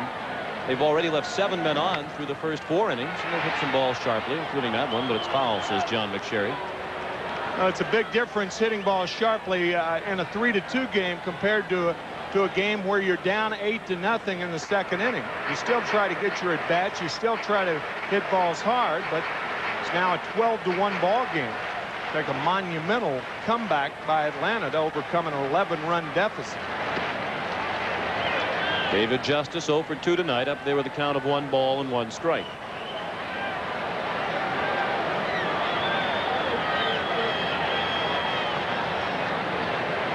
Jim Leyland was a bit worried before the game tonight about how Wakefield would again deal with the pressure. He was incredibly poised in Game 3 and was throughout his 13 appearances in the regular season. But there's even more pressure tonight in a Game 6 with his team needing a win to stay alive. I thought Tim Wakefield yesterday at the press conference had a comment that was most enlightening about his demeanor. When he was asked about pressure, he said, "Since I was a kid, I've always been taught that no matter what happens, God will love me, my parents will love me, and the sun will come up tomorrow." And he pitches that way. There are some major league players that try to convince you that they're confident. They try to convince you that they're secure when they're really not. I think Wakefield has convinced himself of those 2 things. He says, "Why should I be nervous? I'm a guy who was almost out of baseball 3 years ago. He started in the Pirate organization as a first baseman. He was a first baseman in college at Florida Tech and still holds the school record there for home runs in a career with 40. But he had a very tough time in the rookie league. And the Pirates were on the verge of releasing him when his minor league manager, Woody Heike, saw Wakefield fooling around in the outfield one day and noticed the knuckleball. So, "Can you throw that consistently?" And Wakefield said, "Yes, I can." Heike said, "Well, show me." And he threw several more good knuckleballs. Justice, a line drive and a base hit. Pendleton the second. First and second with nobody out in the 5th inning. So Woody Heike went into the organizational meetings in spring training and said, "Hey, before we release Wakefield, come on out and take a look at his knuckleball." And then general manager Larry Doty did. Said, "Tim, you're a pitcher." And it's back to rookie league as a pitcher. He's made the climb all the way up to the National League Championship Series in just 3 years. And he attributes failing as a hitter in 1988 to also his confidence. He said failing early in professional baseball made him realize how important it was to be successful, and that failing hardened him. It toughened him. And he is one tough young man, I'll tell you.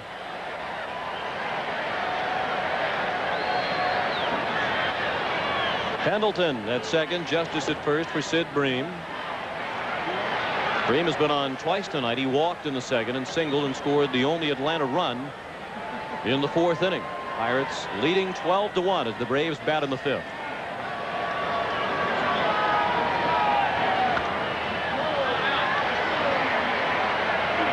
One ball and 2 strikes.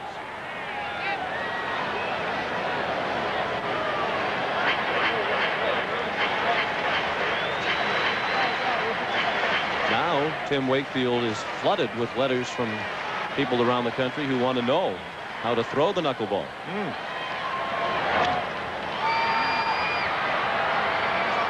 In shallow center, Van Slyke the catch. The runners can't take the chance. 1 out. Why don't we let Tim Wakefield explain it himself, how and why he is so tough and so confident. My maturity, I think, has a lot to do with it. Is the fact that when I signed my contract and spent that first year in '88, I had to learn how to deal with failure for the first time, and had to learn how to face death for the first time. That summer in '88 was very hard for me. And, my grandfather passed away.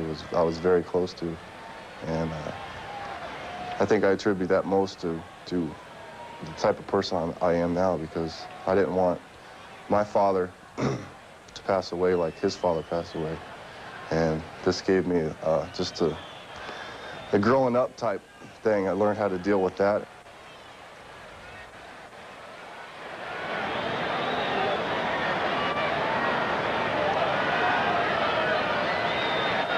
One and 0 the count on Gant. 1 ball and 1 strike. Gant has struck out and walked.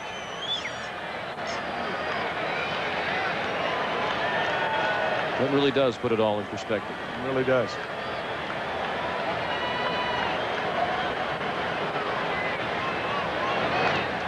Back to the screen, 1 and 2. Gant at the play with Berryhill on deck. It's going to be tough for Tim Wakefield to answer those questions about the knuckleball, because he really can't explain much about his success. He doesn't know the physics of why it works. He did explain earlier how he throws it, and his grip, as we saw, varies from most of the other pitchers who have thrown the knuckleball. And jarred the mask of Slot. Still 1 and 2. And Jim Leyland is convinced, because of the success of Wakefield and the attention that he's getting, particularly here in the postseason, that somebody else who's out there in an organization in Major League Baseball right now and who isn't going to make it as a position player is going to try to use the knuckleball and might have the same kind of path to the major league that Wakefield did. Gant throws the bat away in disgust as Lean handles the pop-up. 2 down. We're in the bottom of the 5th. The Pirates lead 12-1. They scored 8 runs to take command in the 2nd inning. The Goodyear blimp Stars and Stripes is high overhead tonight. Stars and Stripes is the most recent addition to the fleet, continuing a tradition which started in 1926. And as we look down on Atlanta Fulton County Stadium, already we can see a lot of empty seats around this ballpark, particularly in the upper deck. We had a sellout crowd again when it started. Scalpers were getting more than $100 per ticket outside the ballpark tonight, but as you can see, particularly in the upper reaches, long empty rows.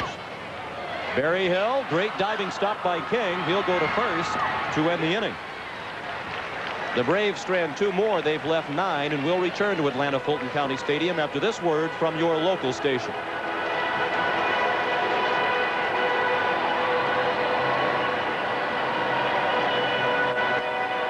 Cox is probably looking to tomorrow night now. Not that you're going to give away tonight. I mean, you're trailing 12-1, but watch this, what takes place right here between John Smoltz and Bobby Cox. It looked to me like Bobby Cox said, take off. So we assume that John Smoltz go up to Bobby and say, can I go home now? I've got to get my rest for tomorrow night. And Bobby Cox appeared to say, yes, take off.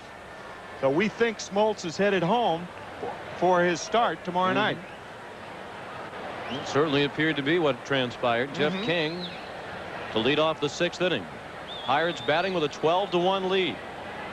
They scored 4 of those runs last inning off Marvin Freeman, who continues on to pitch the 6th. King, McClendon, and Slot coming up. Many fans have departed, but not that young fan.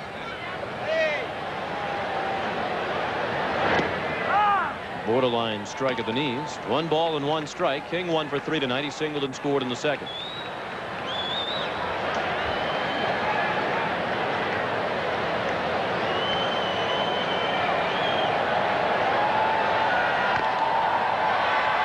Fouled at the plate.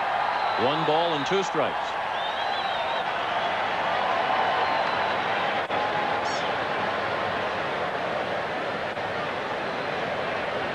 We said at the start of the series that Jeff King would be a key, and he has been, particularly in the last 2 games. He was 3 for 4 in their win in Game 5. He singled to keep that inning going in inning 2. Singled right after the home run by Bonds and kept them rolling toward the 8 runs. He's out this time on the fly ball to center. 1 out in the 6th. 12-1 Pittsburgh. And up steps Lloyd McClendon, who is 2 for 2 tonight with 2 singles and a walk. Over his last 7 plate appearances, dating back to Game 5. In Game 5, his last 4 times up, a double, a sacrifice fly, a single, and a single. And tonight, a single, and a walk. So that's 5 hits in his last 5 official at-bats. Bidding for an extra base hit here with Nixon back at the track, and that one is gone. 6 hits in his last 6 official at-bats for Lloyd McClendon. The home run, his first of the league championship series. And it's 13-1. And once again against a right-handed pitcher. Does that influence Jim Leyland's thinking tomorrow night? If it goes to Game 7 and the Pirates lead by 12. In terms of a consecutive hit streak in league championship series play, even though McClendon has 6 hits in his last 6 official at-bats, in terms of a streak, it only counts as 5 consecutive hits because a sacrifice fly terminates a consecutive hit streak. Yeah, a walk doesn't, but a sac fly does. That's right. So now he has tied the league championship series record for consecutive hits with 5, even though officially he's 6 for his last 6. He's 3 for 3 tonight and 8 for 11 in the series. I don't see how they can keep him on the bench tomorrow night, right-hander or otherwise, on the mound for Atlanta. So if you folks have been keeping score during this series, put it in pencil for tomorrow night, because it is likely to be different than it has been the first 6 games. Less predictable. And Don Slott has been a consistent contributor from the right side of the plate. He doubled to drive in 2 runs his first time up tonight and scored in the second. He struck out in the third, walked and scored again last inning. He's 4 for 10. Hit that one sharply, played by Pendleton on the hop. 2 outs.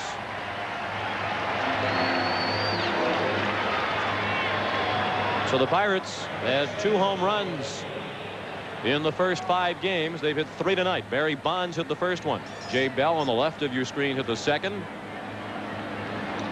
And McClendon with the home run here in the 6th.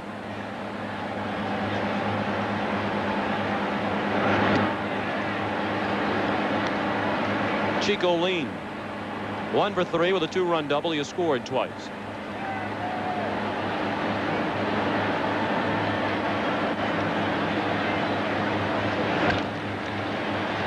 Blauser. Strong throw gets him.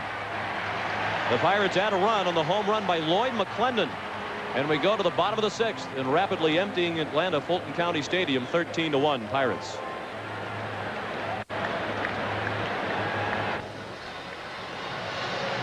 The Pittsburgh Pirates seemingly comfortably on their way to forcing a Game 7. They lead Game 6 13-1 as we head to the bottom of the 6th inning.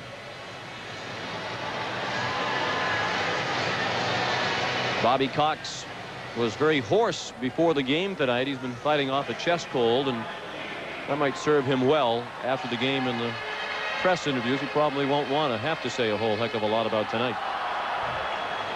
Mark Lemke has walked and struck out against the knuckleballs of Tim Wakefield.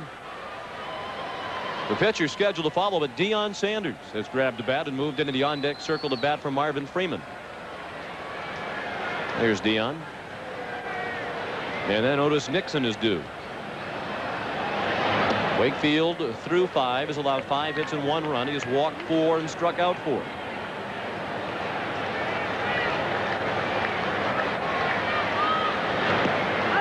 And if Jim Leyland was thinking about the scenario that you proposed, you would think that this is about the time he would do it if he was going to do it. That is, take Wakefield out for the possibility of using him tomorrow. And no one is warming up right now, so I would imagine Wakefield will try to pitch the complete game and go for the complete game, or at least into 7 or 8 innings.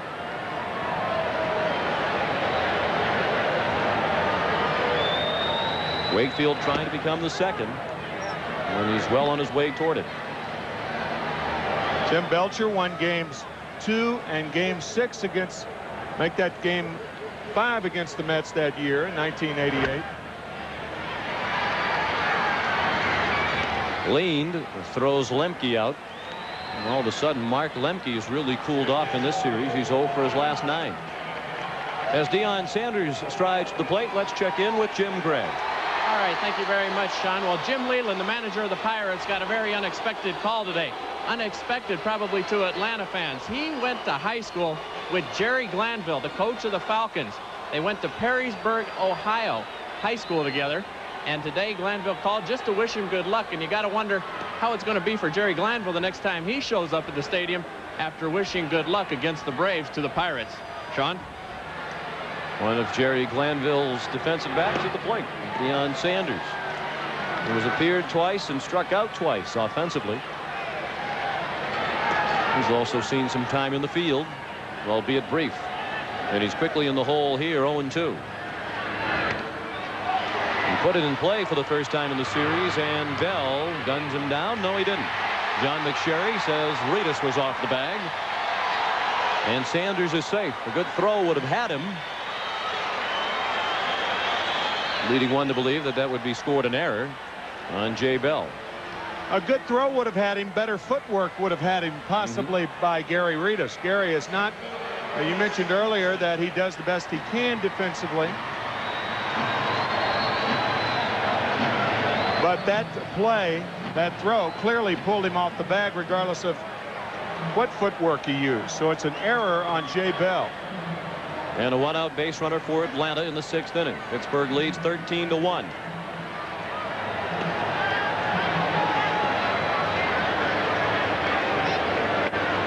Otis Nixon 0 for 2 with a walk his last time up. It was interesting in talking with Jim Leland before the game about Jerry Glanville. He remembers him as an outstanding football player and said he played baseball but wasn't very good. Slapped to short. They have one. They do not have two. Nixon hustled to prevent the double play. You look at Deion Sanders limping off the field. He broke a bone in his left foot in spring training, and it has not healed. Obviously, it has had no chance to heal. He's been playing baseball for the last 7 months or so, and of course just started football a month and a half ago. How about that? A broken bone in his left foot that is not healed. Blauser out on the ground ball that ends the inning. We've played 6, 13-1 Pittsburgh. The League Championship Series is brought to you by Toyota. Toyota, I love what you do for me. MasterCard, master the moment.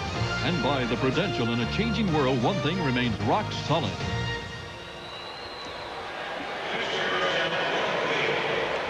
Tim Wakefield leads off as we go to the 7th. The Pirates leading by 2 touchdowns, and that's an appropriate choice of words with Deion Sanders into the ball game in center field. They can run a punt back. They can get right back into this one. And the new pitcher is left-hander Kent Merker. He's the 4th Atlanta pitcher of the night, making just his 2nd appearance in this series. He appeared in Game 5, posting the numbers you saw on your screen. Justice the catch. Wakefield the first out of the 7th. That looked more like a swing that you'd expect to see from a power-hitting first baseman in college. Went to Florida Tech and had 22 home runs his senior year.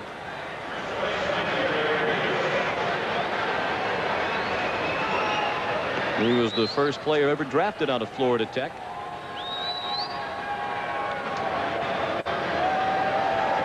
Reedus 2 for 4 tonight. He has doubled and singled, driven in a run with each hit, and scored twice. Sharply to second. Mark Lemke throws him out.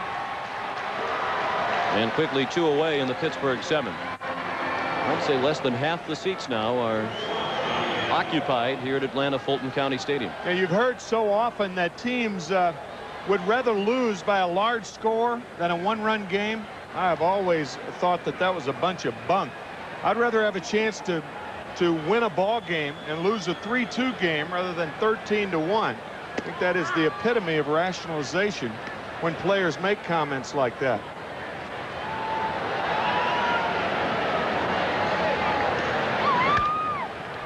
And really, this is 2 games in a row in which the Braves are getting thrashed. 7-1 in Game 5. 13-1 tonight. And the only game that Atlanta has hammered Pittsburgh was Game 2 when it was 13-5. Jay Bell Already hit by a pitch tonight when spinning out of the way, and Barry Hill and the home plate umpire Ed Montague dodged the ball. Jay hit the 3-run homer that put the finishing touches on the 8-run Pittsburgh second.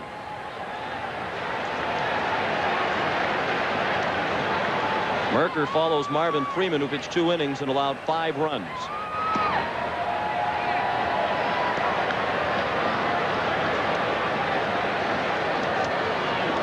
As you can see, more empty seats than people.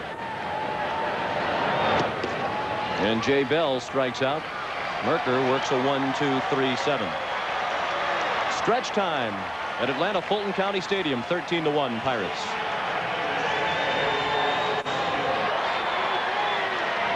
Very few happy fans here in attendance tonight in Atlanta, but those wearing the smiles, the wives of the Pittsburgh Pirates, seated in the section with their yellow pom-poms right behind the home plate screen. Pendleton, an opposite field fly, and the catch made by McClendon and right. Pendleton 2 for 4 now. It really was quite a sight in Pittsburgh with the pom-poms and also the hooks. Just about everybody in the stands at Three Rivers seemed to have them. Trying to combat the chop here in Atlanta. Chop shop, and an interesting term for the Pittsburgh hitters tonight. And I think the crowd that was here at the beginning was ready to go back to that form of a year ago, the constant noise and intensity, but obviously the 8-run inning took them out of the ball game early. Justice 1 for 3, a single in the 5th inning. I thought it was humorous to read an article in the local paper today. Many of the fans here, Justice drills one, forget about it. Way back into the seats and right.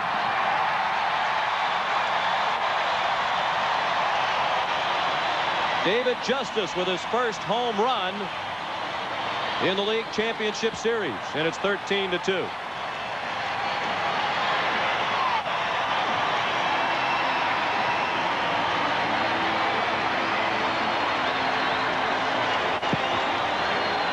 I remember your question to me early in the game of Game 2 when you ask if there's anything that Pittsburgh hitters could salvage with Atlanta leading 13-5, and the same is true here. The answer is yes. Get your stroke down and ready yourself for tomorrow night. Smoltz and Drabek, Game 7. And Jim Leyland definitely thought that even though they lost 13-5 in Game 2, the fact that they got some runs did set the tone for Game 3, in which they hit and won. And certainly it's been the Braves offense. The pitching tonight has been subpar, but the Braves offense hasn't done anything in the last couple of games either. 1 run in Game 5 off Bob Walk, and now 2 runs tonight. Doug Drabek, unlike his opponent tomorrow night, John Smoltz, has not gone home. He is still here and still charting pitches. Sid Bream bats, and the count is 2 balls and 2 strikes. Bream has walked, singled, and flied to center and scored a run. Uncle Willie. Kings don't mean a thing on this street of dreams. I can't believe it took to the 7th inning to hear one of your pearls of wisdom. Little Francis Albert action. This is not the time to sit on those gems. You don't save them for a later date. This might be perfectly appropriate. Lane throws him out. I started to mention, just as Justice so rudely interrupted with the home run, that many of the fans here in Atlanta are blaming the lack of crowd noise on the organist here, Carolyn King, saying that she has been playing the Tomahawk chant song in the wrong key. She insists is wrong. It's the same key in which she played it last year. But like athletes, sometimes even fans have excuses when they're being criticized for not coming through. They were ready to come through tonight. Dan came through the pitch and pulled it foul. Well foul. I'm pretty sure they call it Uncle Willie. And, that's yeah, you can see it on the sleeve there, Uncle Willie. One name that's appropriate. Which one, Uncle or Willie? Uncle Willie.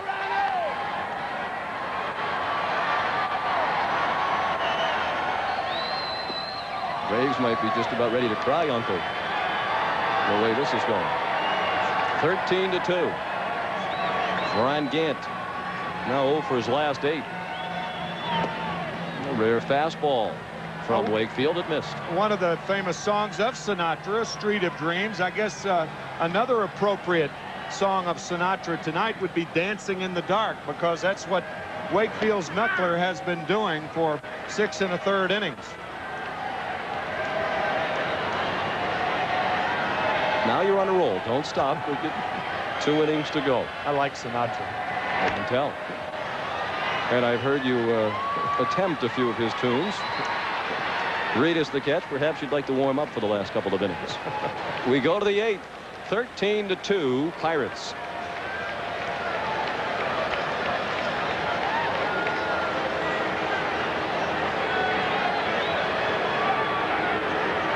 Is sponsored by Budweiser.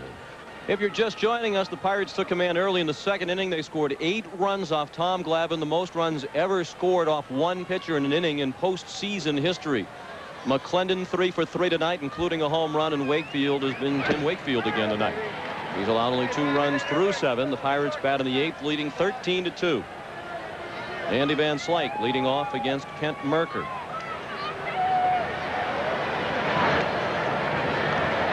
And the count is 1 ball and 1 strike. Steve Avery knocked out after 1/3 of an inning in Game 5. Tom Glavine knocked out after an inning plus here tonight. 1-2 on Van Slyke. Bonds and King to follow.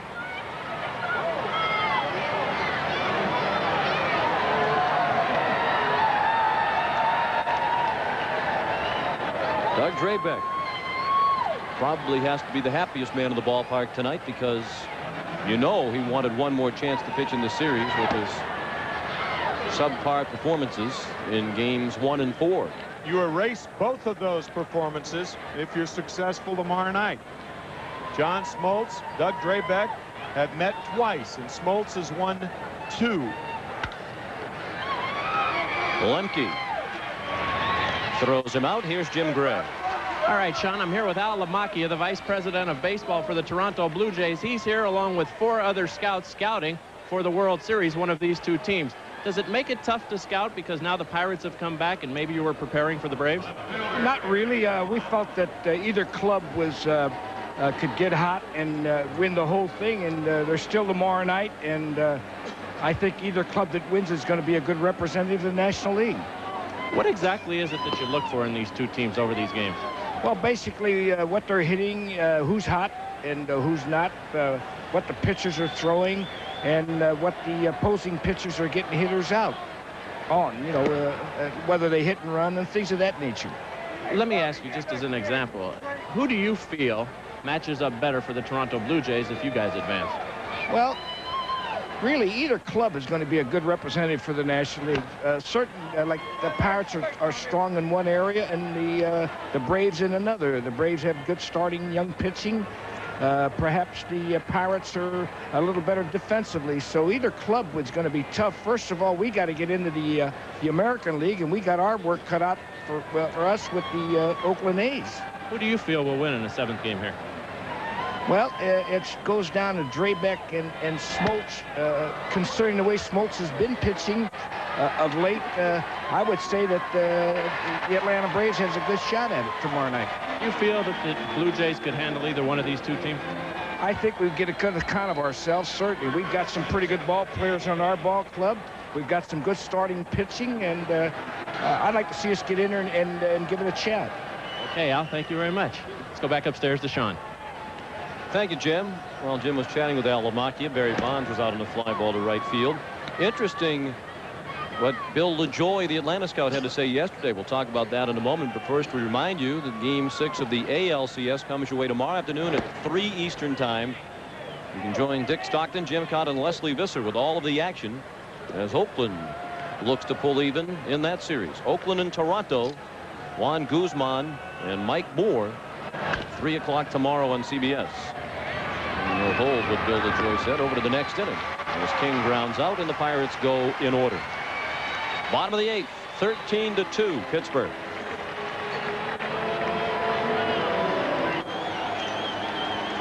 Sean McDonough with Tim McCarver and Jim Gray back at Atlanta Fulton County Stadium.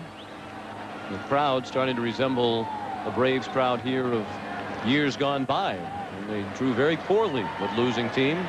And so this year, they went over the 3 million mark. Many folks left early tonight with the score standing at 13-2 in favor of Pittsburgh.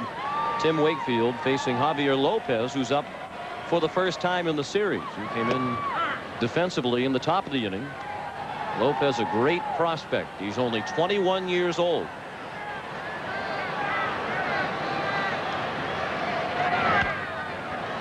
Little pop-up, leaned, tracks it down in shallow center.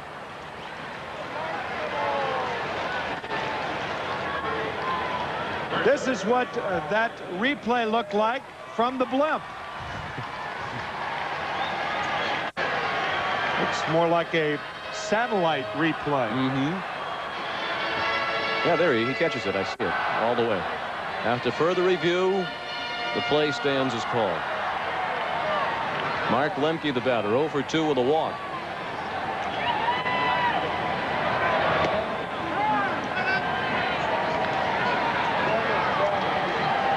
Lemke 0 for his last 9 after his torrid start in the first 2 games of this series.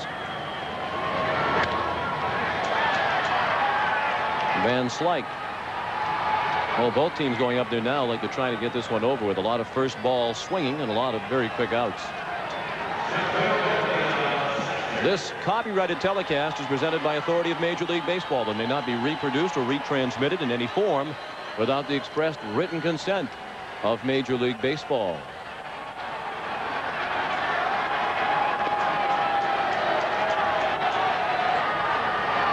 Deion Sanders up again. He swings at the first pitch and hits a pop-up.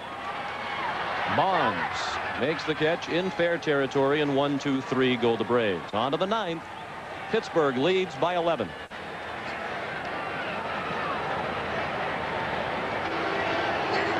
I started to mention earlier what Bill LaJoy, who is scouting the American League Championship Series for Atlanta, had to say yesterday when he was interviewed by Leslie Visser. Leslie asked him which team he felt the Braves matched up better against in the American League Championship Series, and he was quick to respond, Toronto. Did not take the politically safe route and not choose one team or the other. Mark Wohlers on the pitch in the 9th. After 2 perfect innings from Kent Mercker, Wohlers the 5th pitcher of the night for Atlanta. Al Lamacchia was not going to make that kind of statement himself, and that's interesting. I think a lot of people thought Toronto would be the tougher test in the World Series because of the strength of their starting 3 pitchers, Morris, Cone, and Guzman.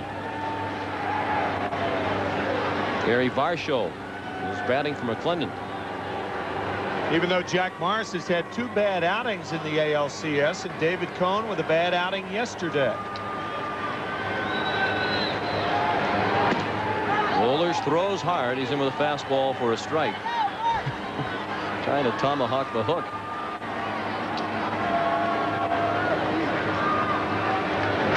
Varsho with a bullet. Gant over to cut it off. Varsho a long turnaround first, and he'll retreat with a leadoff single. I think it's worthwhile to go back to our opening and when we talked about the importance of the Braves winning tonight. They trailed by 11, and this is a rather salient thing that has happened over the last decade or so. Try to mix it in between the pitches here. I don't think anyone would reject if you talked over 1 or 2 of these pitches. Well, this is fascinating. Of the last 13 postseason series that have gone to a decisive game, last 13 postseason series, a decisive game, that is a game 5 in a best-of-5 series, or a game 7 in a best-of-7 series. Of those 13 series, 12 have been won by the team that had won the previous game, or, as in this case tonight, game 6. So recent history says the Pirates have a good chance of winning tomorrow night. That's at 8 o'clock, game 7. John Smoltz will start for the Braves against Doug Drabek. Smoltz has defeated Drabek twice in their matchups in game 1 and game 4. An example of that was last year when Atlanta went to Pittsburgh trailing 3-2. Avery shut out the Pirates 1-0. And then John Smoltz shut out the Pirates 4-0. He has won 4 straight postseason games against Pittsburgh.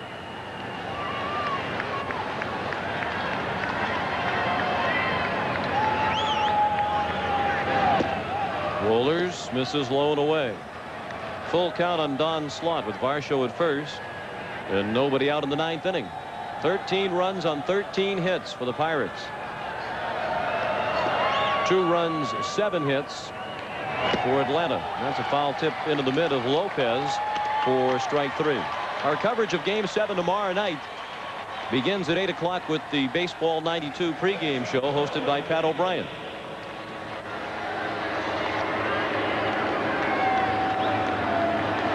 The first pitch tomorrow night scheduled for 8:26. Teams trailing 3-1 in the best-of-7 series. 42 of them have trailed 3-1, and only 7 have gone on to win in 7 games. But that's what the Pirates will try to do tomorrow night, become the 8th. And no team in National League Championship Series has ever come back from a 3-1 deficit.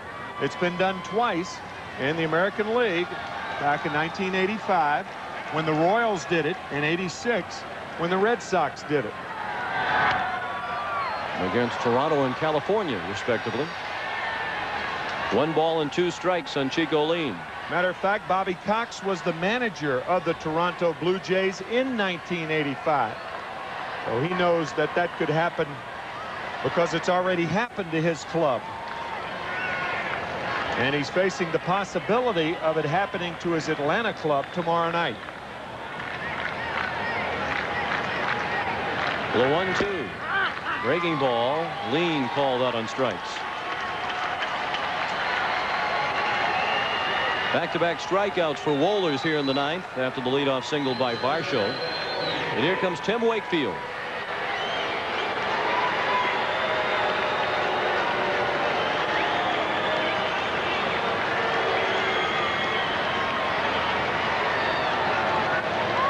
Certainly deserves that tribute from the few Pirate fans in attendance here tonight. He's on the verge of winning for the 2nd time in the National League Championship Series.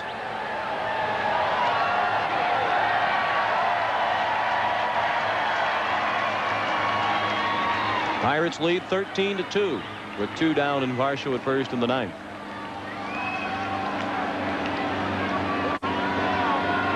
Braves have the top of their order coming up in the bottom of the 9th.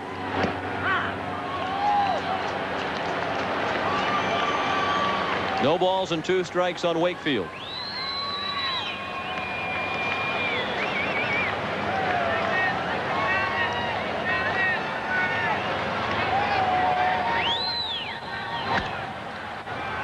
Bream knocked it down. It was a 1-hop smash. Wohlers covers. Wakefield hit it hard, but he's out. On to the bottom of the 9th. The Pirates 13, the Braves 2.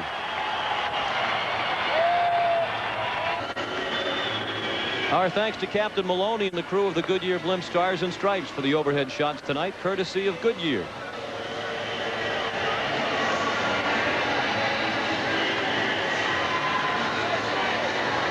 Last call for the Braves. They need 11 to tie and 12 to win it. Otis Nixon, the scheduled leadoff hitter. Well, he's gotten the hook. And Francisco Cabrera is going to pinch hit.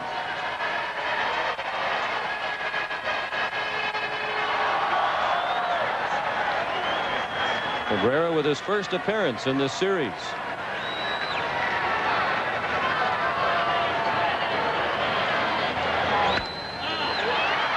And that's well hit, but Bonds has it on the track for the first out in the bottom of the 9th. And Wakefield, since the home run by Justice, has retired 6 in a row. Francisco Cabrera, his first appearance in this postseason. You may remember back in 1970 when Pat Corrales was the 25th man on Sparky Anderson's Cincinnati Reds Big Red Machine, and Sparky allowed him to pinch hit in the last inning of the World Series, and Pat got his only at bat then, and Sparky really did it as a favor. to Pat Corrales. Jeff Blauser takes a strike 1-1. I mean, that was the only World Series appearance for Pat Corrales, as a matter of fact.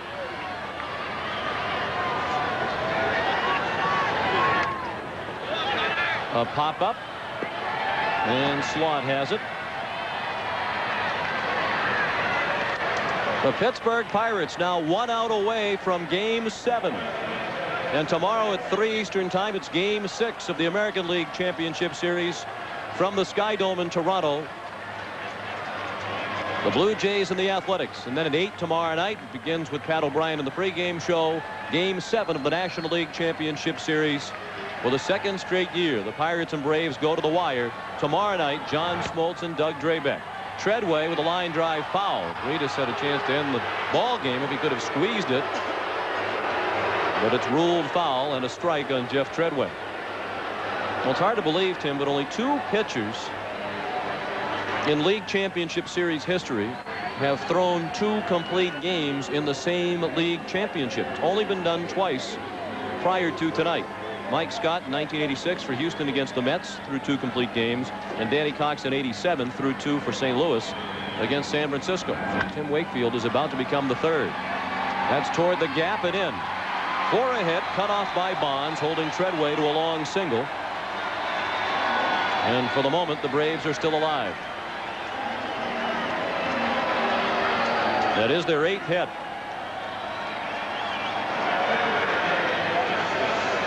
With 13 runs tonight, Tim Wakefield's teammates have tied a League Championship Series record for runs in a game. Braves did it in Game 2 in this series. The 81 Yankees, the 84 Cubs each scored 13 runs in an LCS game. David Justice homered his last time up, accounting for one of the 2 runs given up by Wakefield.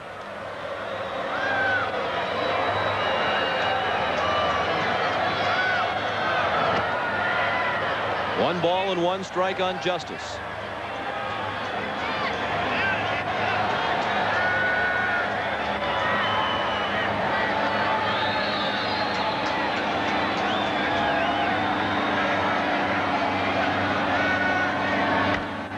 Justice spinning for another. Deep right field. Varsho at the wall. Home run. Second round tripper and as many at bats for David Justice.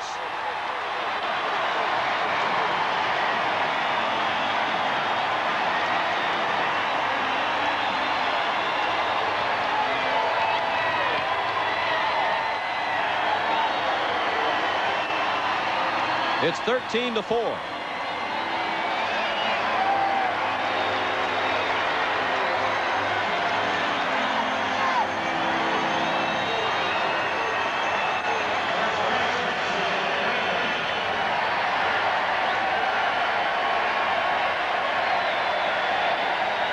Wakefield gave up only 3 home runs all season, and now 2 home runs in 2 at-bats to David Justice.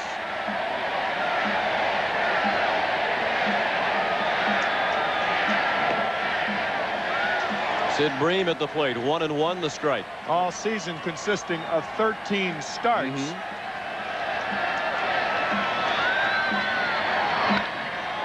Bream.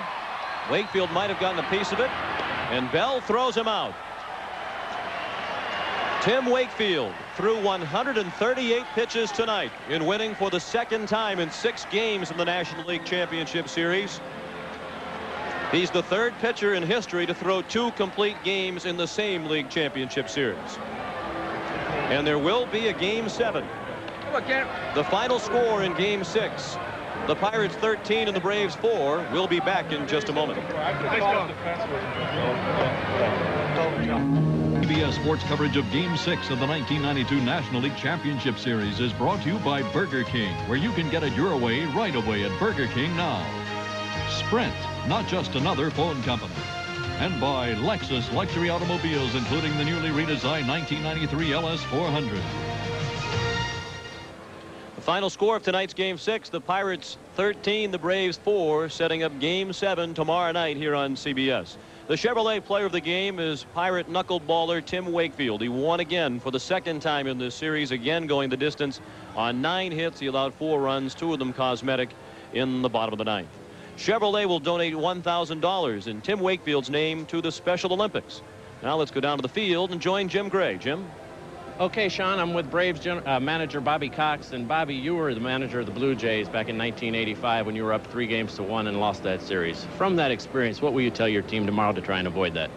There's nothing you can tell them to avoid anything, to be honest with you. We have to go out and play a much better ball game than we pitched tonight. Thought Tommy had good stuff, but he made some pitches he'd like to get back, that's for sure. But we will have a little short meeting probably and discuss something. You concerned about John Smoltz just pitching now with 3 days rest? No, not at all. He's a horse, and look for him to pitch a good ball game. He should. He hasn't pitched any long pitch counts yet. Okay, Bobby, we look forward to tomorrow night. We'll return right here to Fulton County Stadium after this.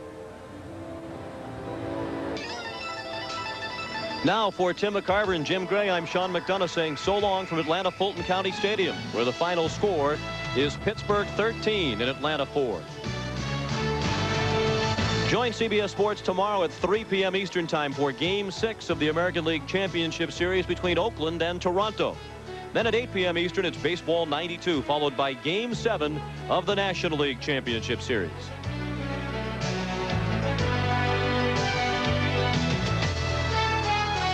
You have been watching Major League Baseball on CBS Sports, home of the 1992 World Series. Tonight, Barry Bonds' home run got the Bucks off and running on their way to a record-setting night. Under a nearly full moon, they scored 13 runs on the 13th day of the month. And Tim Wakefield's knuckleball has the Pirates dancing to Game 7. We'll see you tomorrow night from Atlanta.